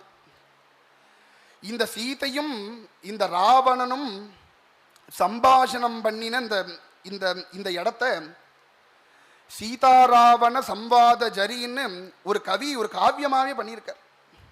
ராவணனும் சீதையும் எப்படி பேசிக்கிறான்னு அதுல ஒரு அழகான ஸ்லோகம். ராமோவாச்யதி விப்ரியஹ அதி சலித ஸ்ரீஹி நீச்சம் வபுஹு பிப்ரத் ராட்சசீம் நீச்சயாயத்தஹ ஸ்வயம் வேத்சிதம் மாம் பஷ்யாதி விசக்ஷணோஸ்மி பகுதா சாபைக வீரோஸ்ம்யகம் லப்த ஸ்ரீபதயஸ்ததாஸ்மி கிமரே சேலம்பதானாசகிருத். ராமோ வாச்யதி விப்ரியஹ. ஏ சீதை, இந்த ராமரை போய் நினைச்சுட்டு இருக்கியே. வாச்யதி விப்ரியஹ, மட்டமான வாக்கு அடைஞ்சவன் இந்த ராமன். அவனை போய் நினைச்சுட்டு இருக்கியே. அவன் பேசினாலே கேட்க முடியாது, மட்டமான வாக்கு அடைஞ்சவன். வாச்யதி விப்ரியஹ அதி சலித ஸ்ரீஹி. அவன்கிட்ட அதிர்ஷ்டமே இல்லாதவன். பாத்தியா, கல்யாணமானா கொஞ்ச நாள்லயே அவ அப்பா அவனுக்கு யுவராஜ பட்டாபிஷேகம் பண்ணணும்னு நினைச்சா ராஜ்யம் போயிடுத்து. முதல்ல வந்து அதிர்ஷ்டம் போயிடுத்து. சரி, ராஜ்யம்தான் போச்சே, ஏதோ ஊர்ல இருந்துட்டு அயோத்தியில சௌக்கியமா இருக்கலாம்னு பார்த்தா காட்டுக்கு கிளம்பி வந்துட்டான். அயோத்தியும் போச்சு, காட்டுக்கு கிளம்பி வந்துட்டான். சரி, காட்டுல வந்து ஏதோ சௌக்கியமா இருந்துட்டு திரும்பி அயோத்திக்கு போயிடலான்னு பார்த்தா சம்சாரம் போயிட்டான்.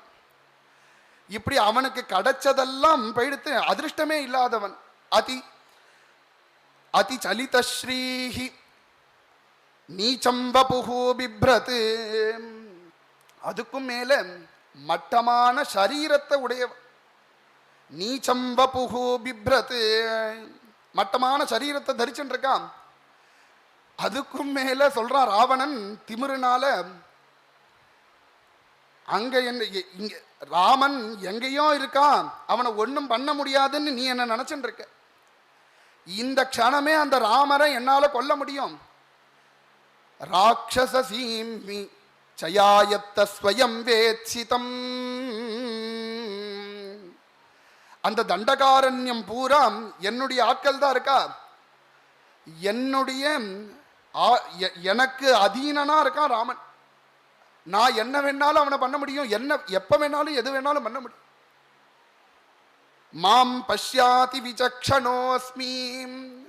இவ்வளவு மட்டமா இருக்கிற ராமரை மறந்துரு, என்ன கொஞ்சம் திரும்பி பாரு, உன் முகத்தினால என்ன கொஞ்சம் திரும்பி பாரு. மாம் பஷ்யாதி விசக்ஷணோஸ்மி. அதுக்கு மேல சொன்னான் பகுதா சாபைக வீரோஸ்மியகம். என்ன மாதிரி வில் வித்தேல அஸ்திர சஸ்திரங்கள்லாம் தெரிஞ்சு யுத்தம் பண்றவன் என்ன மாதிரி இந்த உலகத்திலே யாரும் கிடையாது. பகுதா சாபைக வீரோஸ்மியகம். சாபம்னு இந்த வில்லம்புக்கு பேர். அதை எடுத்து நான் யுத்தம் பண்ணினேன்னா என்ன மாதிரி யாராலையும் பண்ண முடியாது. லப்த ஸ்ரீ பச்சயஸ்ததாஸ்மி.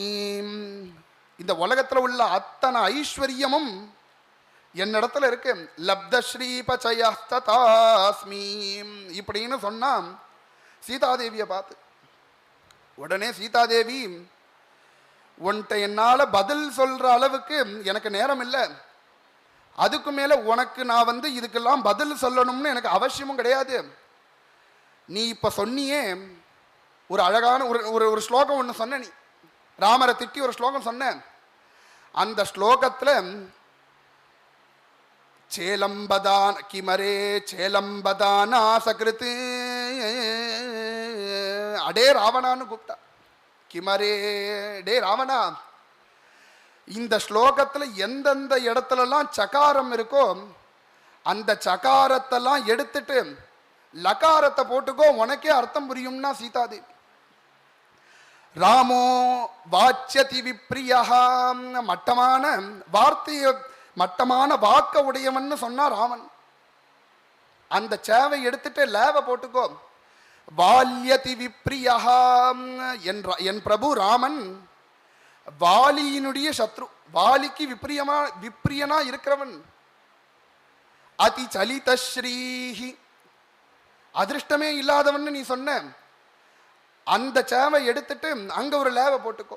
அதி லலித ஸ்ரீஹி, ரொம்ப லலிதமான தனத்தை உடையவன் என் பிரபு ராமன். நீச்சம்ப புகு பிப்ரத்து, மட்டமான சரீரத்தை தரிச்சுட்டு இருக்கேன்னு சொன்ன. அந்த சேவை எடுத்துட்டு ஒரு லேவ போட்டுக்கோ. நீலம்ப புகு, இன்னைக்கு பாகவதாலாம் பாடுறாளே, நீலமேக சியாமல வர்ணன்னு கிருஷ்ணரையும் பாடுறா ராமரையும் பாடுறா. அந்த நீலமேக சியாமல வர்ணண்டா என்னோட பிரபு. நீலம்ப புகு பிப்ரத்து காணனசீமிச்சயாயத்தஹா, அந்த காட்டுல என்னோட ராட்சசால் சூழப்பட்டு உன்னோட கணவன் இருக்கான்னு சொன்ன. ராட்சசயாயத்தஹா, அந்த சேவை எடுத்துட்டு அங்க லேவ போட்டுக்கோ. ராட்சச லயாயத்தஹா, லயாயத்தஹான்னா ஆயத்தஹான்னா சம்ஹாரம் பண்ணக்கூடியவன் அர்த்தம். உன்னுடைய ராட்சசால அத்தனை பேரையும் என் பிரபு க்ஷணத்துல சம்ஹாரம் பண்ணிடுவாங்க. ஸ்வயம் வேத்சிதம், ராவணன் சொன்னா. இதுக்கு முன்னாடி ராவணன் சொல்லும் போது இதெல்லாம் என்னோட பிரபாவத்தெல்லாம் உனக்கு எடுத்து சொல்லணும்னு உனக்கு அவசியமே கிடையாது, உனக்கே தெரியுமே சீதன், உனக்கே தெரியும் என்னை பத்தி. அதே வார்த்தையை சீதை சொன்னா, ஸ்வயம் வேத்சிதம், உனக்கே தெரியும் என் பிரபு ராமன் எப்பேற்பட்டவன், எத்தனை ராட்சசால் வந்தாலும் சம்ஹாரம் பண்ணிடுவான்னு உனக்கே தெரியும். ஏன்னா 14,000 ராட்சசால் கரண் தூஷணன் திரிசிரச அத்தனை பேரும் ஜனஸ்தானத்துல சுவாமியும் லக்ஷ்மண சுவாமியும் சீதாதேவியும் பஞ்சவட்டியில இருக்கும்போது அத்தனை பேரும் யுத்தத்துக்கு வந்தா.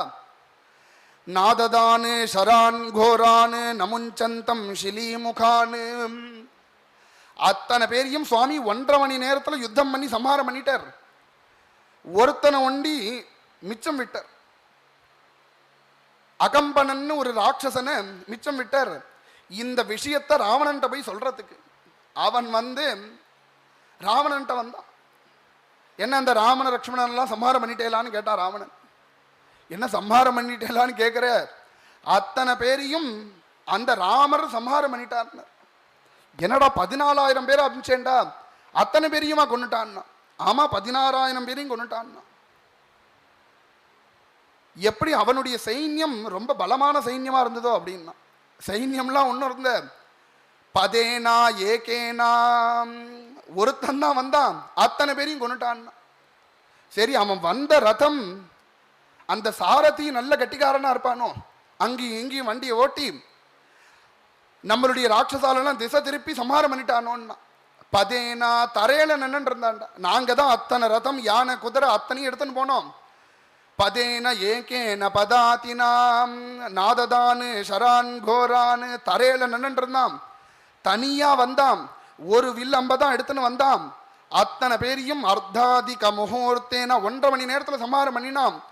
அவன் எப்படி சம்ஹாரம் பண்ணினான்னு என்னால கண்ணால கூட பார்க்க முடியல. அவன் வில்லை எப்ப எடுக்கிறான், அம்பரா துணியிலேருந்து எப்ப அம்ப எப்ப எடுக்கிறான், வில்லுல எப்ப வைக்கிறான், நான் பூட்டுறான், இழுக்கிறான்னு எங்களுக்கு கண்ணுக்கு தெரியல.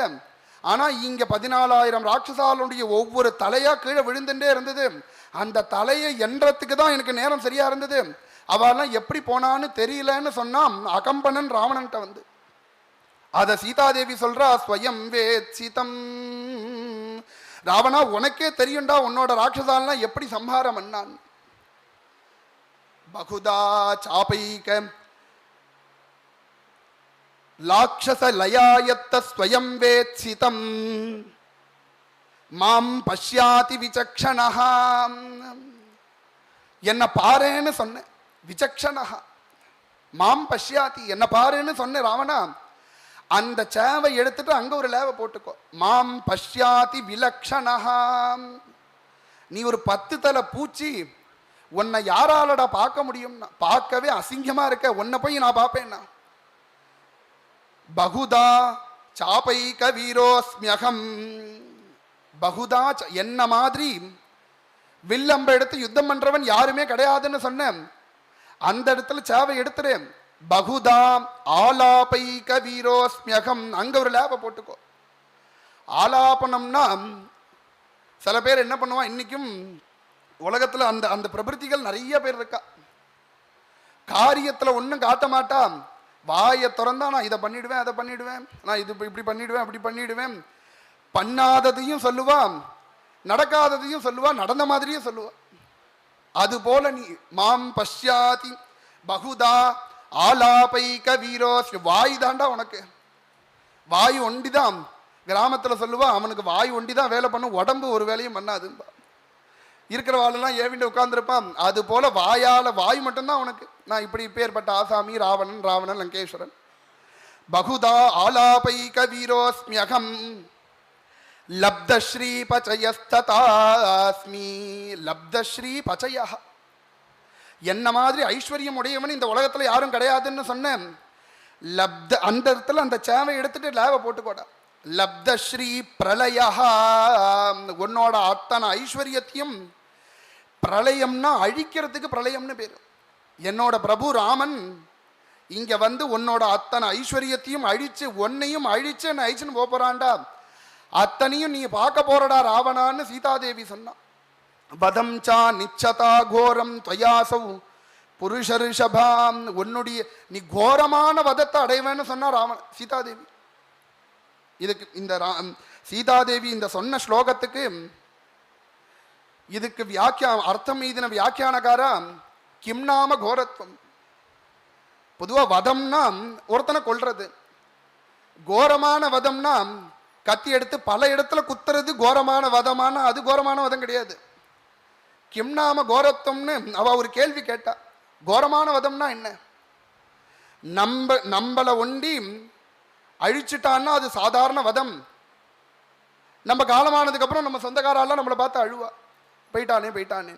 அப்படி இல்லாமல் நீ உயிரோட இருக்கும் போதே உன்னோட பத்னி புத்திரர்கள் சொந்தக்காரா அத்தனை பேரும் அழிஞ்சு நீ அவளுக்கெல்லாம் அழுது உனக்கு அழறதுக்கு ஆள் இல்லாத சமயத்துக்கு உன்னை கொல்லுவானே, அதுதான்டா கோரமான வதம். சீதாதேவி சொன்னது போலவே வதம் சா நிச்சதா கோரம். அத்தனை பேரும் அழிஞ்சு கடைசியா ராவணன் அழிஞ்சான். அவனுக்கு அழறது கூட ஆள் இல்லை. விபீஷணன் நான் கர்மாவே பண்ண முடியாதுன்ட்டான். இந்த பாபிக்கு என் கையால கர்மா பண்ண மாட்டேன். சுவாமி உடனே சொன்னார், தர்மாத்மாவான சுவாமி, விபீஷணா நீ பண்றியா நான் பண்ணிட்டோமா? ஒரு மரிச்ச ஜீவன் கிட்ட வைரபாவத்தை காட்டக்கூடாதுடா, நான் பண்றேன்டான்னு சொன்னார் ராமர். அதுக்கப்புறம் சமாதானமாகி விபீஷணன் கர்மாவை பண்ணினான். போனா போய் தொலைகிறது, தம்பியா பிறந்துட்டேன்னு சீதாதேவி சொன்னது போலவே ராவணன் வதத்தை அடைய போறான். இவன் பார்த்தா என்னமோ ஓமேல வச்சிருக்கிற பிரியத்துல ஏதோ வந்து என்ன பாரு, என் மேல பிரியத்தை காட்டுன்னு சொல்றேன். நீ என்னன்னா ராமரை போய் சரணாகதி பண்ணுன்னு சொல்ற. விதிதஸ்ஸ ஹி தர்மஜ்ஞஹ சரணாகத வத்சலஹ. ராமரை போய் சரணாகதி பண்ணுங்கிற. நான் எப்பேற்பட்டவன் லங்கேஸ்வரன், இந்த ராமரை போயா சரணாகதி பண்ணுவேன்னு உனக்கு 2 மாசம் அவகாசம் கொடுக்கிறேன். மமத்வாம் பிராத்தராசார்த்தம் 2 மாசம் அவகாசம்.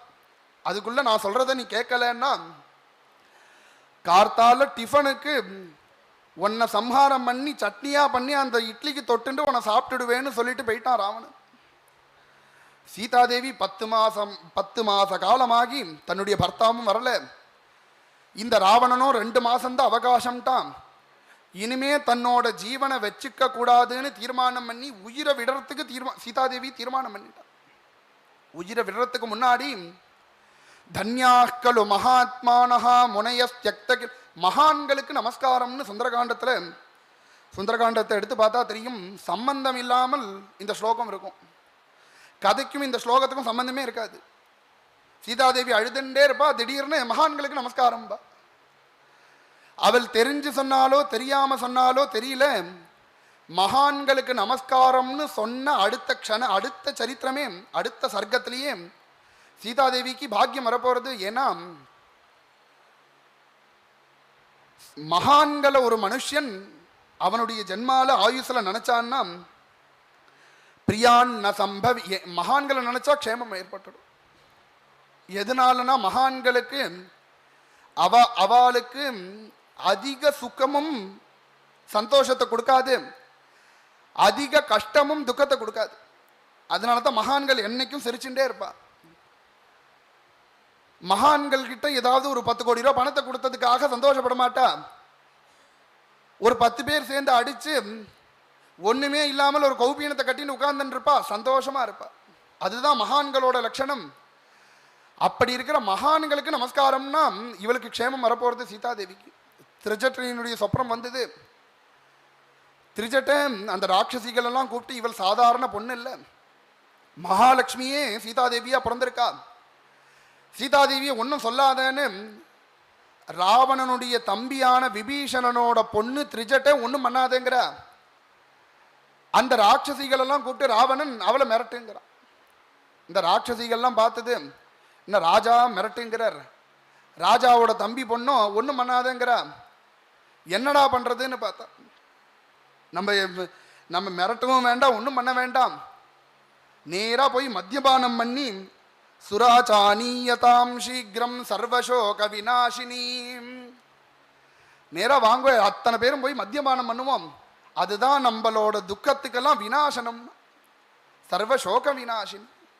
அத்தனையும் மூக்குலேந்து வர பரியந்தம் மத்தியபானம் பண்ணி குடிச்சு படுத்துண்டு வளரின்னு இருக்கு.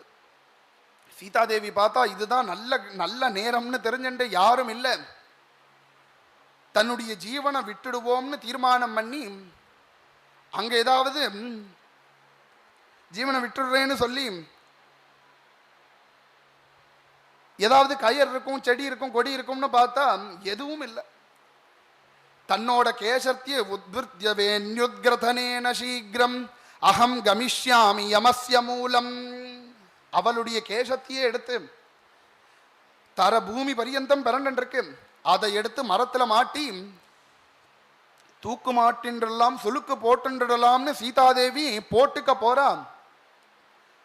தஸ்யாஸ்து ராமம் பிரவிசிந்தயந்த்யாஹ ராமானுஜம் ஸ்வஞ்சகுலம் சுபாங்கியாஹ.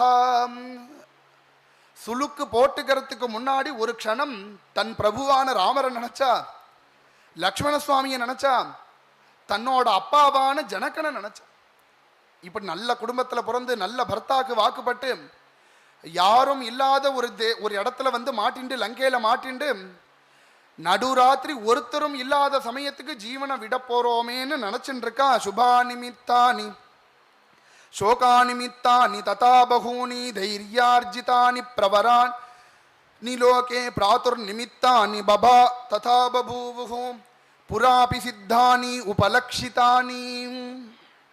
சீதாதேவி நினைச்சுட்டே இருக்கும்போது சுப நிமித்தங்கள்லாம் வந்து, இடது பக்கம் கண்ணு தொடிச்சது, இடது தொட தொடிச்சது, இடது கை தொடிச்சது, இடது கால் தொடிச்சது.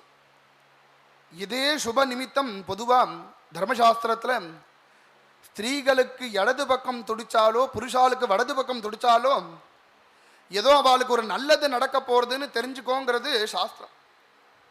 சுப நிமித்தங்கள்லாம் ஏற்பட்டதும் சீதாதேவி நினைச்சா இந்த சுப நிமித்தம் ரொம்ப வருஷம் முன்னாடி வந்தது, நமக்கு கல்யாணமாகறதுக்கு முன்னாடி வந்தது, இப்போ ஜீவனை விட போறோம் நினைக்கும் போது இப்ப போய் வருது. நமக்கு கல்யாணமே ஆகாதுன்னு நினைக்கும் போது இந்த சுப நிமித்தம் ஏற்பட்டது. லக்ஷ்மண சுவாமியும் ராமரையும் அழிச்சென்று விஸ்வாமித்ரேன சகிதா யஜ்ஞம் திரஷ்டும் சமாகதா. தனுர்பங்கத்தை பார்க்க விஸ்வாமித்திரரோட சேர்ந்து ராமலக்ஷ்மணால் வந்தா அந்த தனுஷை எடுத்து ஆரோபணம் பண்ணினர், ஜெயிச்சர்.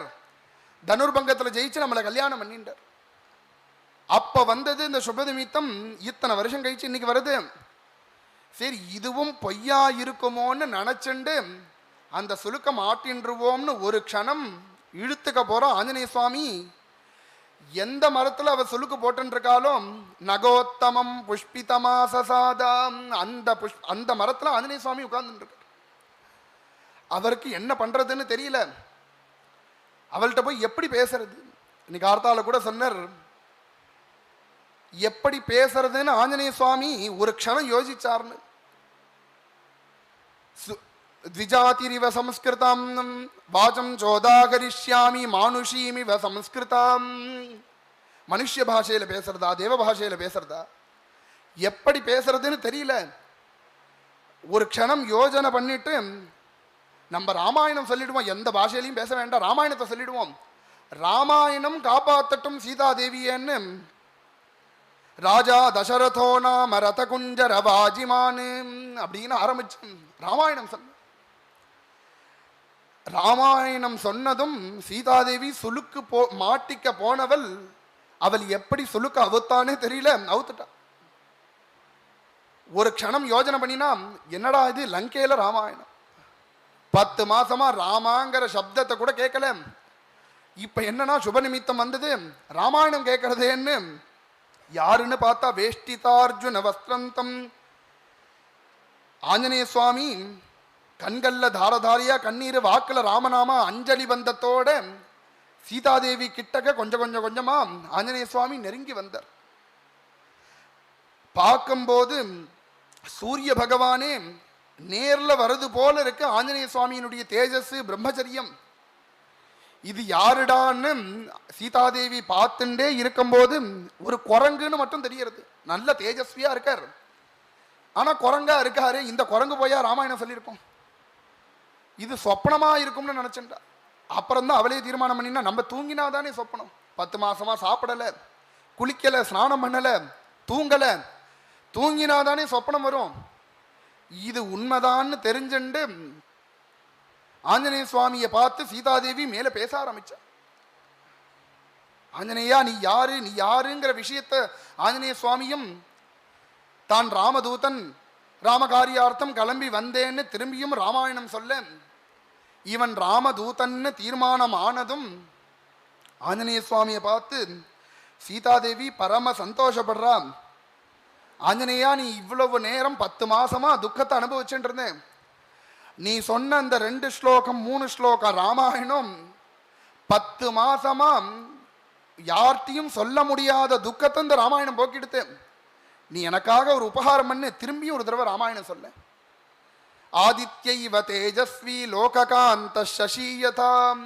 பொதுவா இந்த ராமாயணத்துக்கு பலவிதமான வியாக்கியானங்கள் இருக்கு. நிறைய பேர் இதுக்கு அர்த்தம் எழுதியிருக்கா. ஒருத்தர் எழுதின மாதிரி இன்னொருத்தர் அர்த்தம் எழுதல. இதுக்கு வால்மீகியே சமுத்திரமிவ ரத்னாட்யம், இந்த ராமாயணத்துக்கு இவ்வளவுதான் அர்த்தம்னு ஒரு மனுஷனால சொல்லி தீர முடியாதுன்னு வால்மீகியே சொல்லியிருக்கார். சமுத்திரமிவ ரத்னாட்யம், சமுத்திரத்துக்கு ஒருத்தன் குதிச்சு எப்பொழுதும் 1 மூட்டை 2 மூட்டை வைர வைடூரியங்கள் அந்த முத்தெல்லாம் எடுத்துன்னு வருவான். அவன் அன்னைக்கு ஒரு 100 மூட்டை எடுத்துன்னு வந்துட்டான். 100 மூட்டை எடுத்துன்னு வந்துட்டேன், இனிமே சமுத்திரத்துல இந்த முத்தே கிடையாதுன்னு ஒருத்தன் சொன்னா எப்படி இருக்குமோ அது போல ராமாயணத்துல இனிமே அர்த்தமே சொல்ல முடியாதுன்னு சொன்னா அப்படிங்கிறார். தோண தோண தோண நம்ம யோஜனை பண்ண அர்த்தம் வந்துட்டே இருக்கும். எதுக்கு சொல்றேன், ஒரு வாரம் முன்னாடி நம்ம ஆசிரமத்தில் ஒரு நல்ல வித்வானவர், ஆதித்யைவ தேஜஸ்வி லோககாந்த சசியதான்னு ஒரு 5-6 ஸ்லோகத்துல ராமரை வர்ணிக்கிற. இந்த வர்ணனை இப்ப இது விஸ்தாரமா இப்ப சொல்ல முடியாது. இந்த 5-6 ஸ்லோகத்தை பார்த்தா நவகிரகத்தை எப்படி வர்ணிப்போமோ அது போலவே இருக்கும். ராமரை வர்ணிச்சிருக்கார். 9 கிரகத்தை 9 கிரகம் போலவே ராமரை வர்ணிச்சிருக்கார். ஆதித்யைவ தேஜஸ்வி, சூரிய பகவான் போல ராமர் இருக்கார். லோககாந்த சசியதாம், சந்திரனை போல இருக்கார். அதுக்கு அடுத்த ஸ்லோகத்தை பார்த்தா அந்த செவ்வாய் கிரகத்துக்கும் செவ்வாய்க்கும் அந்த பதத்துக்கும் ஒன்று சேர்றது போல இருக்கு. அதுக்கு அடுத்த பதத்தை பார்த்தா புத கிரகத்துக்கும் அந்த பதத்துக்கும் ஒன்று சேர்றது போல இருக்கு. தேவோ வைஷ்ணவ விக்ரமேனோ பபன்னச்சம் ரூபவான் சுபக ஸ்ரீமான் கந்தர்ப்பைவ மூர்த்திமான் சத்யவாதி மதுரவாக்கு தேவோ வாசஸ்பதிரியதா. மூணாவது ஸ்லோகம் வாசஸ்பதிரியதா. அந்த பதத்தை பார்த்தா ப்ரகஸ்பதியை வர்ணிக்கிறது போலவே இருக்கு. அவர் சொன்னார் இப்படி என்ற சொல்லிட்டு, இது எந்த வியாக்கியானத்தில் இருக்குன்னு எனக்கு தெரியல, ஆனால் எனக்கு தோணினதுன்னு ரொம்ப அழகாக இருந்தது அந்த வர்ணனை. எனக்கு அப்போதான் தோணினது சமுத்திரமிவ ரத்னாட்யம்னு அவர் சொன்னது சத்தியம்னு 2 நாள் முன்னாடி தான் தோணுது, ஒரு 4 நாள் முன்னாடி. அவ்வளவு விஷயம் இருக்கு இந்த ராமாயணத்தில். நம்ம பார்க்க அர்த்தங்கள் வரும். சீதாதேவி குணான் ராமஸ்ய கதையே பிரியஸ்ய மமவானராம். ஆஞ்சநேயா, என் ஹிருதயத்தில் 10 மாச காலமா துக்கத்தை அனுபவிச்சு ஹிருதயம் பூரா துக்கம்தான் இருக்கு. நீ எனக்கு ஒரு உபகாரம் பண்ணு, நீ ராமாயணம் சொல்லி ஹிருதயத்தில் உள்ள துக்கங்கள்லாம் போயிடுத்து, இன்னும் கொஞ்சம் ராமாயணத்தை சொல்லி என் ஹிருதயம் பூரா ராமாயணத்தை நிரப்பிடு. வேற ஏதாவது புதுசா ஒரு துக்கம் வந்ததுன்னா சீதாதேவி ஹிருதயம் பூரா ராமாயணம் இருக்கு, நம்ம உள்ள போறதுக்கு இடமே இல்லைன்னு அந்த துக்கங்கள்லாம் வெளியில கிளம்பி போட்டோம். இன்னும் ஒரு தடவை ராமாயணம் சொல்லேன்னு சொல்ல ராம கமலபத்ராட்சா சர்வசத்வ மனோ திரும்பியும் ராமாயணம் சொன்னார். இப்படி 3 நட ராமாயணம் சொன்னதும் இவன் ராமதூதன் சீதாதேவி தீர்மானம் மன்னினதும் பூயேவ மகா தேஜாம் ஹனுமான் மாருதாத்மஜாம் அப்ரவீத் பிரஸ்ரிதம் வாக்கியம் சீதா பிரத்யய காரணாத். சுவாமி இந்த ஆஞ்சநேய சுவாமி நடத்துல அவருடைய திவ்யமான அங்குலீகத்தை மோதிரத்தை கொடுத்து அனுப்பியிருக்கார். இவரே இந்த அளவுக்கு ஒரு கெட்டிக்காரர், ஆஞ்சநேய சுவாமி இந்த அளவு கெட்டிக்காரர்னா இவருடைய குருநாதரான ராமச்சந்திர பிரபு எவ்வளவு கெட்டிக்காரரா இருப்பார். கோடிக்கணக்கான வானரங்கள் சீதையை தேடின்னு கிளம்பியிருக்கேன், அதுல ஆஞ்சநேய சுவாமியும் ஒருத்தர். இந்த ஆஞ்சநேயன் தான் சீதையை பாப்பான்னு ராமருக்கு அன்னைக்கே தெரிஞ்சிருக்கு. இந்த ஆஞ்சநேயர்கிட்ட இந்த மோதிரத்தை கொடுத்து நீ சீதையை என்னைக்கு பார்க்கறியோ அவளுக்கு ஒரு சம்சயம் வந்ததுன்னா இந்த மோதிரத்தை கொடுன்னு சொல்லி அனுப்பியிருக்க. அந்த மோதிரத்தை நீ குரங்குல ராவணன்னு சீதை சொன்னதும் நாவனும் ராவணன்லாம் இல்ல, குரங்குதான் ராமரோட தூதன், பாருங்க இந்த மோதிரத்தைன்னு ஆஞ்சநேய சுவாமி மோதிரத்தை எடுத்து காட்டல. திரும்பியும் ராமாயணம் சொல்லி இவள் ராமதூதன் தான் சீதாதேவி நம்பின பிறகு இந்த மோதிரத்தை எடுத்து கொடுத்தார். இதுதான் ஆஞ்சநேய சுவாமியினுடைய புத்தி சக்தி, அதுதான் அவருடைய புத்தி, அதுதான் அவரை கொண்டாடுறது. இன்னைக்கு நம்ம கொண்டாடுறது காரணம் அந்த அளவுக்கு அவருடைய மேதாவிலாசம். இந்த மோதிரத்தை கொடுத்து ராமநாமாங்கிதம் சேதம், அந்த மோதிரத்தில் ஒரு அழகு ராமான்னு எழுதி இருக்கு. அதுக்கும் மேல யாக்ஞவல்யர் ராமருடைய கல்யாணத்தும் போது மந்திரத்தினால அபிமந்திரணம் பண்ணி இந்த மோதிரத்தை கொடுத்திருக்கார். இந்த மோதிரத்தை பார்த்துட்டு நம்ம யாரை நினைக்கிறோமோ அவளுடைய முகம் அந்த மோதிரத்துல தெரியும்.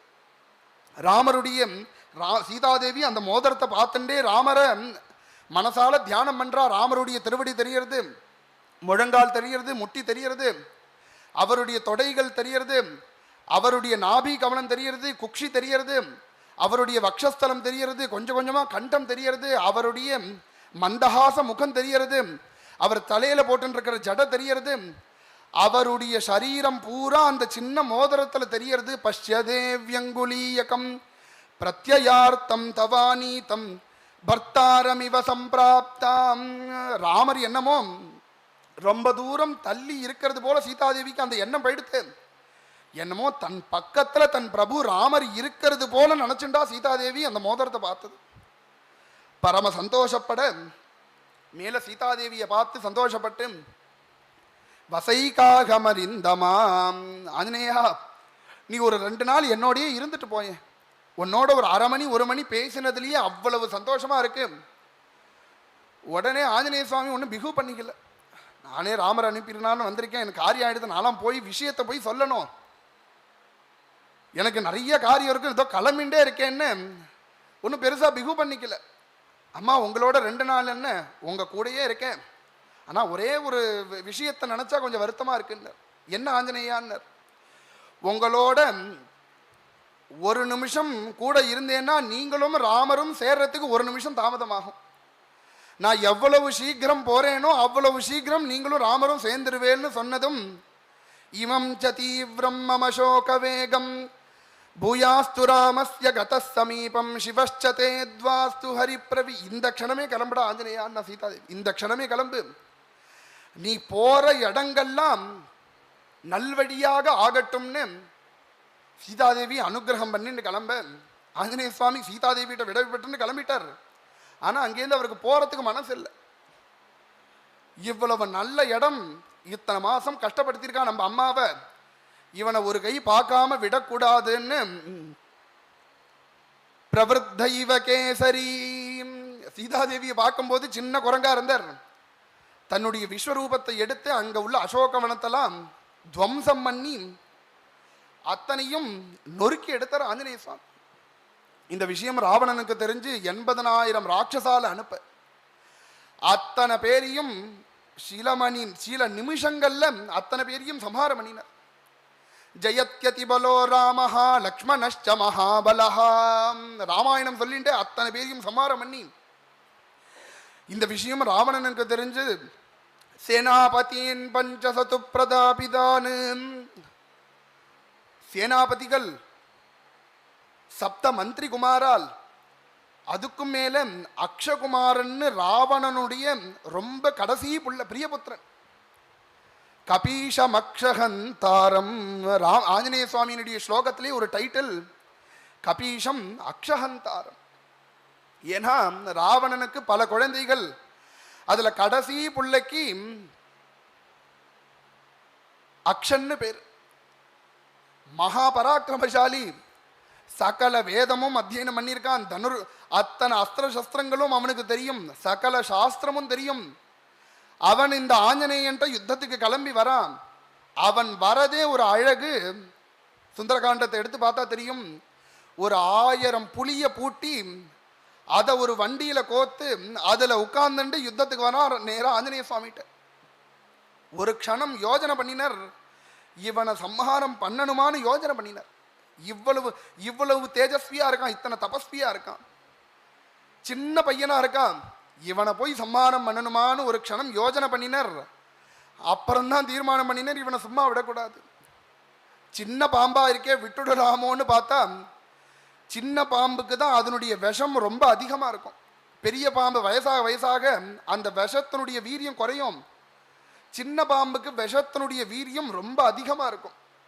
அக்ஷகந்தாரம், அந்த அக்ஷகுமாரனையும் வதம் பண்ணி கடைசியா இந்திரஜத்தையும் அனுப்ப பிரம்மாஸ்திரம் அபிமந்திரிதம் ஹனுமான் சிந்தையாமாசா வரதானம் பிதாமகாத். அந்த பிரம்மாஸ்திரத்துக்கு கொஞ்சம் கட்டுப்பட்டது போல இருந்து நேரா ராவணனுடைய சபைக்கு போய் ராவணனுக்கு தர்மோபதேசத்தை பண்ணினார். ராவணா, இந்த சீதையை திரும்பி கொடுத்துரு. நீ இவ்வளவு நாளா சௌக்கியமா இருந்ததுக்கு காரணம் நீ பண்ணின புண்ணியம். அந்த புண்ணியங்கள் எல்லாம் வச்சுண்டு இத்தனை நாளா சௌக்கியமா இருந்துட்ட. தத்பவான் திருஷ்ட தர்மார்த்தா தபக்கிருத பரிகிரஹா பரதாரான் மகாபிராஜ்யம்.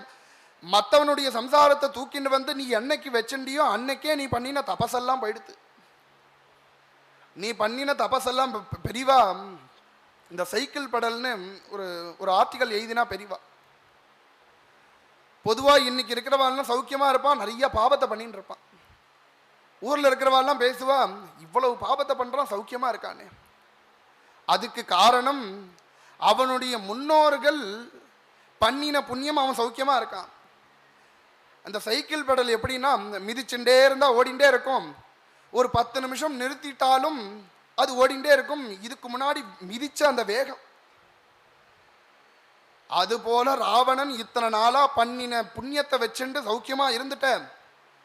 அது 10 நிமிஷத்துக்கு மேல அந்த சைக்கிள் ஓடாது. நீ பண்ணின புண்ணியங்கள்லாம் செலவழிஞ்சு போயிடுத்து.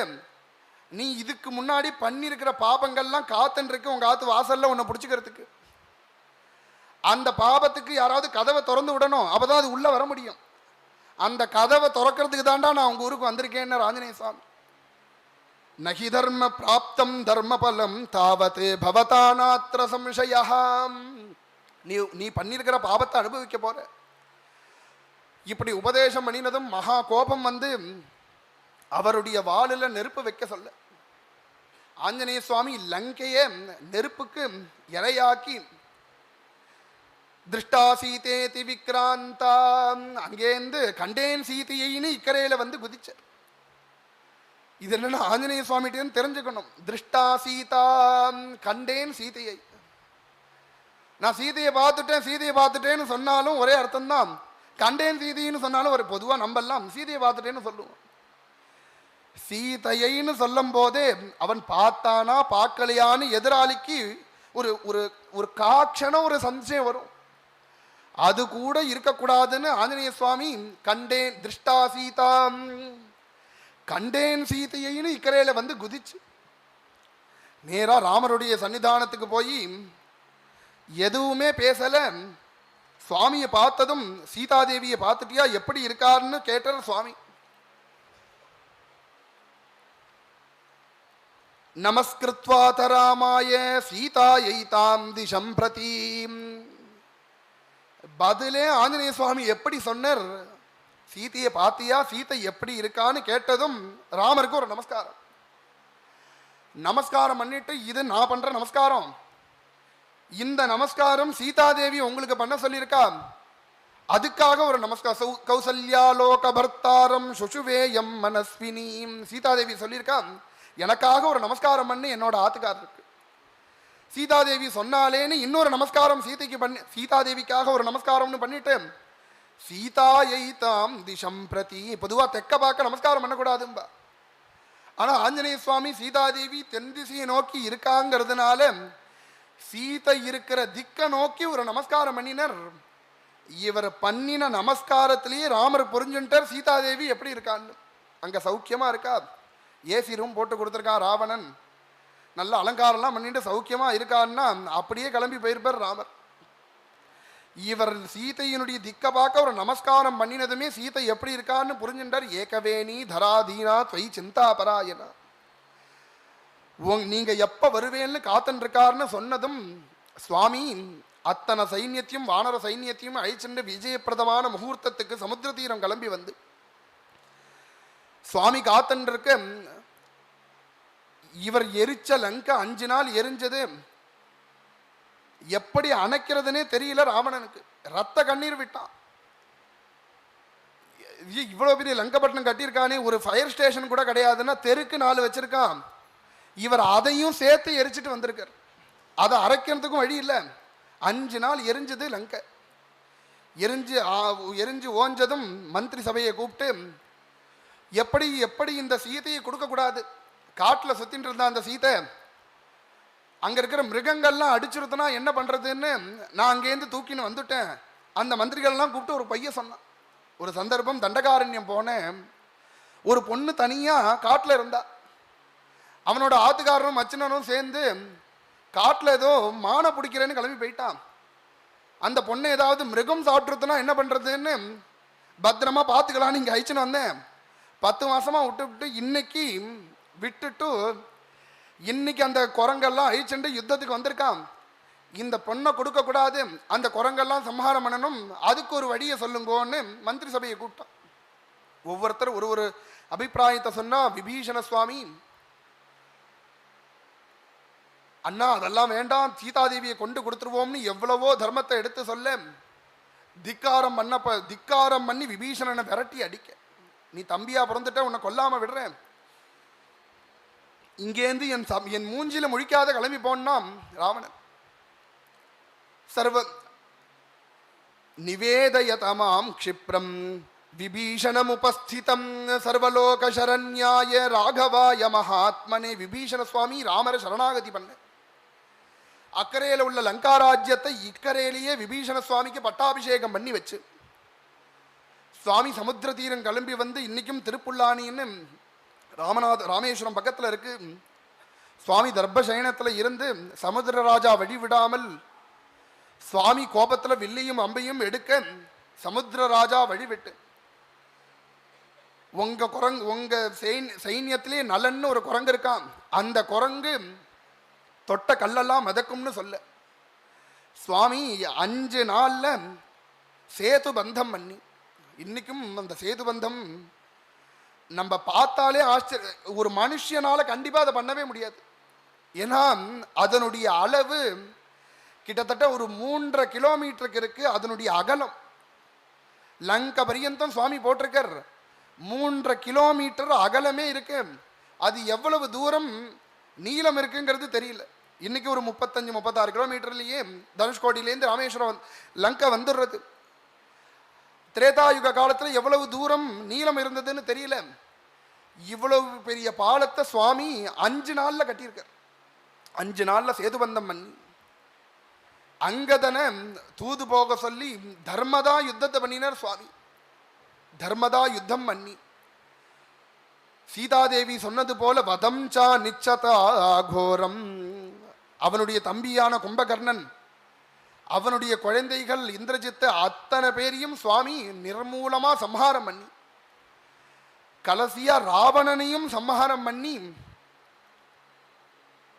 அங்கேருந்து புஷ்பக விமானத்துல சுவாமி விஜயப்பிரதமான முகூர்த்தத்தில் அங்கேருந்து கிளம்பி 14வது வருஷம் முதல் தேதி அயோத்திக்கு வந்துருவேன்னு பரதன்ட்ட சுவாமி வாக்கு கொடுத்திருக்கார். அங்கேருந்து ஸ்ரஸ்யஞ்சலி மாதாய கைகேயானந்தவர்தனஹாம், பரதன்ட்ட சொன்னது போலவே சுவாமி 14வது வருஷம் முதல் தேதி நேரா அயோத்திக்கு புஷ்பக விமானத்தில் சுவாமி கிளம்பி வர, பரதன் அயோத்தியில் உள்ள ஜனங்கள்லாம் அத்தனை சந்தோஷப்பட்டு மேல சுவாமிக்கு பட்டாபிஷேகமும் பண்ணி வச்சார். 500 புண்ணிய நதிகள்லேருந்து தீர்த்தங்களை எடுத்துன்னு வர சொல்லி, வேகமாக போகக்கூடிய குரங்கு வானரங்களை விட்டு அத்தனை தீர்த்தங்களையும் எடுத்துட்டு வர சொல்லி, ததஸ்ஸ பிரயதோ விருத்தஹாம் வசிஷ்டோ பிராமணை சஹாம் ராமம் ரத்னமயே பீட்டே சஹசீதம் யவேசயத் வசிஷ்டோ வாமதேவश्च ஜாபாலிரதகாஷ்யபः காத்யாயனஸ்ஸு யஜ்ஞश्च கௌதமோ விஜயஸ்ததா அப்யசிஞ்சன் நரவ்யாக்ரம் பிரசன்னேன சுகந்தினாம் சலிலேன சஹஸ்ராட்சம் வசவோ வாசவம் யதா. சுவாமிக்கு விஜயப்பிரதமான முகூர்த்தத்தில் 500 புண்ணிய நதிகள்லேருந்து ஜலத்தை எடுத்துன்னு வந்து வசிஷ்டாச்சாரியால் சுவாமிக்கு பட்டாபிஷேகம் பண்ணி வச்சார். பட்டாபிஷேகம் பண்ணி வச்சு சர்வௌஷதிரசைர் திவ்யைஹி, நிறைய ஓஷதிகளெல்லாம் எடுத்துட்டு வர சொல்லி அந்த ஓஷதிகள் எல்லாமும் அரைச்சு அத்தனையும் சுவாமிக்கு அபிஷேகம் பண்ணினாராம். இன்னைக்கும் பட்டாபிஷேகம் பண்ணின பழைய படத்தை பார்த்தா தெரியும், ராமருடைய படம் பச்சையா இருக்கும். ஏன்னா சுவாமி யுத்தத்துக்கு போயிட்டு வந்திருக்கார். அவன் எந்த விஷம் தேய்ச்ச கத்தியை குத்திருப்பானோ அம்ப குத்திருப்பானோ தெரியாதுன்னு நிறைய ஓஷதிகள் எல்லாம் எடுத்துட்டு வரல சொல்லி அதனால சுவாமிக்கு அபிஷேகம் பண்ணி சுவாமிக்கு சாம்ராஜ்ய பட்டாபிஷேகமா வசிஷ்டாச்சாரியாளுடைய முன்னிலையில நடத்தி வச்சார். அத்தனை மந்திரிகளும் சேர்ந்து இந்த ஸ்ரீமத் ராமாயணத்தை சுவாமியினுடைய பட்டாபிஷேகத்தோட வால்மீகி பூர்த்தி பண்றார். அப்பேற்பட்ட கிரந்தம் ஸ்ரீமத் ராமாயணம் நமக்கு ஒரு பெரிய பாக்கியம். ஏதோ கிடைச்ச அவகாசத்தில் 1 மணி நேரம் 1.5 மணி நேரத்தில் எந்த அளவுக்கு சொல்ல முடியுமோ அந்த அளவுக்கு சுந்தரகாண்டத்தை எனக்கு சொல்றதுக்கு ஒரு பாக்கியம், கேட்கறதுக்கு உங்களுக்கெல்லாம் ஒரு பாக்கியம். பொதுவாக தமிழில் சொல்லுவா மூர்த்தி தலம் தீர்த்தம். இந்த வார்த்தை தந்த சத்குருவும் வாய்க்கும் பராபரமேன்னு தமிழில் ஒரு வார்த்தை. ஒரு நம்ம எந்த காரியம் பண்ணினாலும் இந்த 3 விஷயமும் சேரணும். மூர்த்தி, ஸ்தலம், தீர்த்தம். நமக்கெல்லாம் ஒரு பாக்கியம். இந்த பத்ராச்சல க்ஷேத்திரத்தில் இந்த ராமச்சந்திர பிரபுனுடைய சன்னிதானம், ராமச்சந்திர பிரபு இதோ பக்கத்திலேயே இருக்கிற மூர்த்தி. நல்ல ஸ்தலம் பத்ராச்சலம். நேத்தி கூட அவர் பத்ராச்சல ராமதாசருடைய கதையை சொல்லும் போது இந்த பிரதேசத்துலலாம் சுவாமி சஞ்சாரம் பண்ணின இடம்னு சொன்னார். அந்த பிரதேசத்துல நமக்கு 5 நாள் வசிக்கிறதுக்கு ஒரு பாக்கியம். நல்ல தீர்த்தம். நம்ம தங்கியிருக்கிற இடம் வாசல்லையே கோதாவரி நதி ஓடுறது. இதே கோதாவரியில தான் சுவாமி பஞ்சவட்டியில தங்கியிருந்து 11 வருஷ காலம் இதே கோதாவரியில நித்திய ஸ்நானம் பண்ணின்றார். சுவாமி 14 வருஷம் வனவாசம் கிளம்பி வந்தார். இதுல 2 வருஷம் யுத்தத்துல போயிடுத்து, 1 வருஷம் யுத்தத்துல போயிடுத்து, 1 வருஷம் வந்தது கமனாகமனத்துல போயிடுத்து. 11 வருஷ காலம் பஞ்சவட்டியில நித்தியம் கோதாவரி ஸ்நானம், நிறைய வேத பாராயணம், அக்னிஹோத்திரங்கள்லாம் ரிஷிகள் பண்ணிட்டு இருப்பா, அதெல்லாம் தரிசனம் பண்றது, நிறைய பகவத் குணம் கேட்கறது, நிறைய பகவான் நாமாவை சொல்றது. பகவான் சத்சங்கமாவே அந்த 11 வருஷம் இருந்தார். அவர் 11 வருஷம் சத்சங்கமாவே இந்த கோதாவரி தீரத்துல இருந்ததுனால தான் பின்னாடி 11,000 வருஷம் ராஜ்ய பரிபாலனம் பண்ண போறார் சுவாமி. 11 வருஷம் இந்த கோதாவரியில ஸ்நானம் பண்ணிட்டு சுவாமி இருந்தது தான். அதே கோதாவரியில அதே தீரத்துல நம்மளும் இருந்துட்டு அந்த கோதாவரியிலேயே ஸ்நானம் பண்ணிட்டு இப்படி ஒரு சத்சங்கத்தை முரளிதரதாஸ் அண்ணா அவரால் நம்ம அத்தனை பேருக்கும் கிடைச்சிருக்கு. மூர்த்தி தலம் தீர்த்தம்னு இந்த 3 நமக்கு கிடைச்சிருக்கு. ராமச்சந்திர பிரபுவனுடைய அனுகிரகத்தினால தான் இத்தனையும் கிடைச்சிருக்கு. அப்பேற்பட்ட அந்த ராமச்சந்திர பிரபுவனுடைய அனுகிரகம் அத்தனை பேருக்கும் கிடைக்கணும்னு நானும் பிரார்த்தனை பண்ணிக்கிறேன். ஜானகி காந்த ஸ்மரணம் ஜெய் ஜெய் ராம ராமம். சத்குருநாத் மகாராஜ் கி, சத்குரு விட்டல்தாஸ் மகாராஜ் கி, ஆஞ்சநேய மூர்த்தி கி.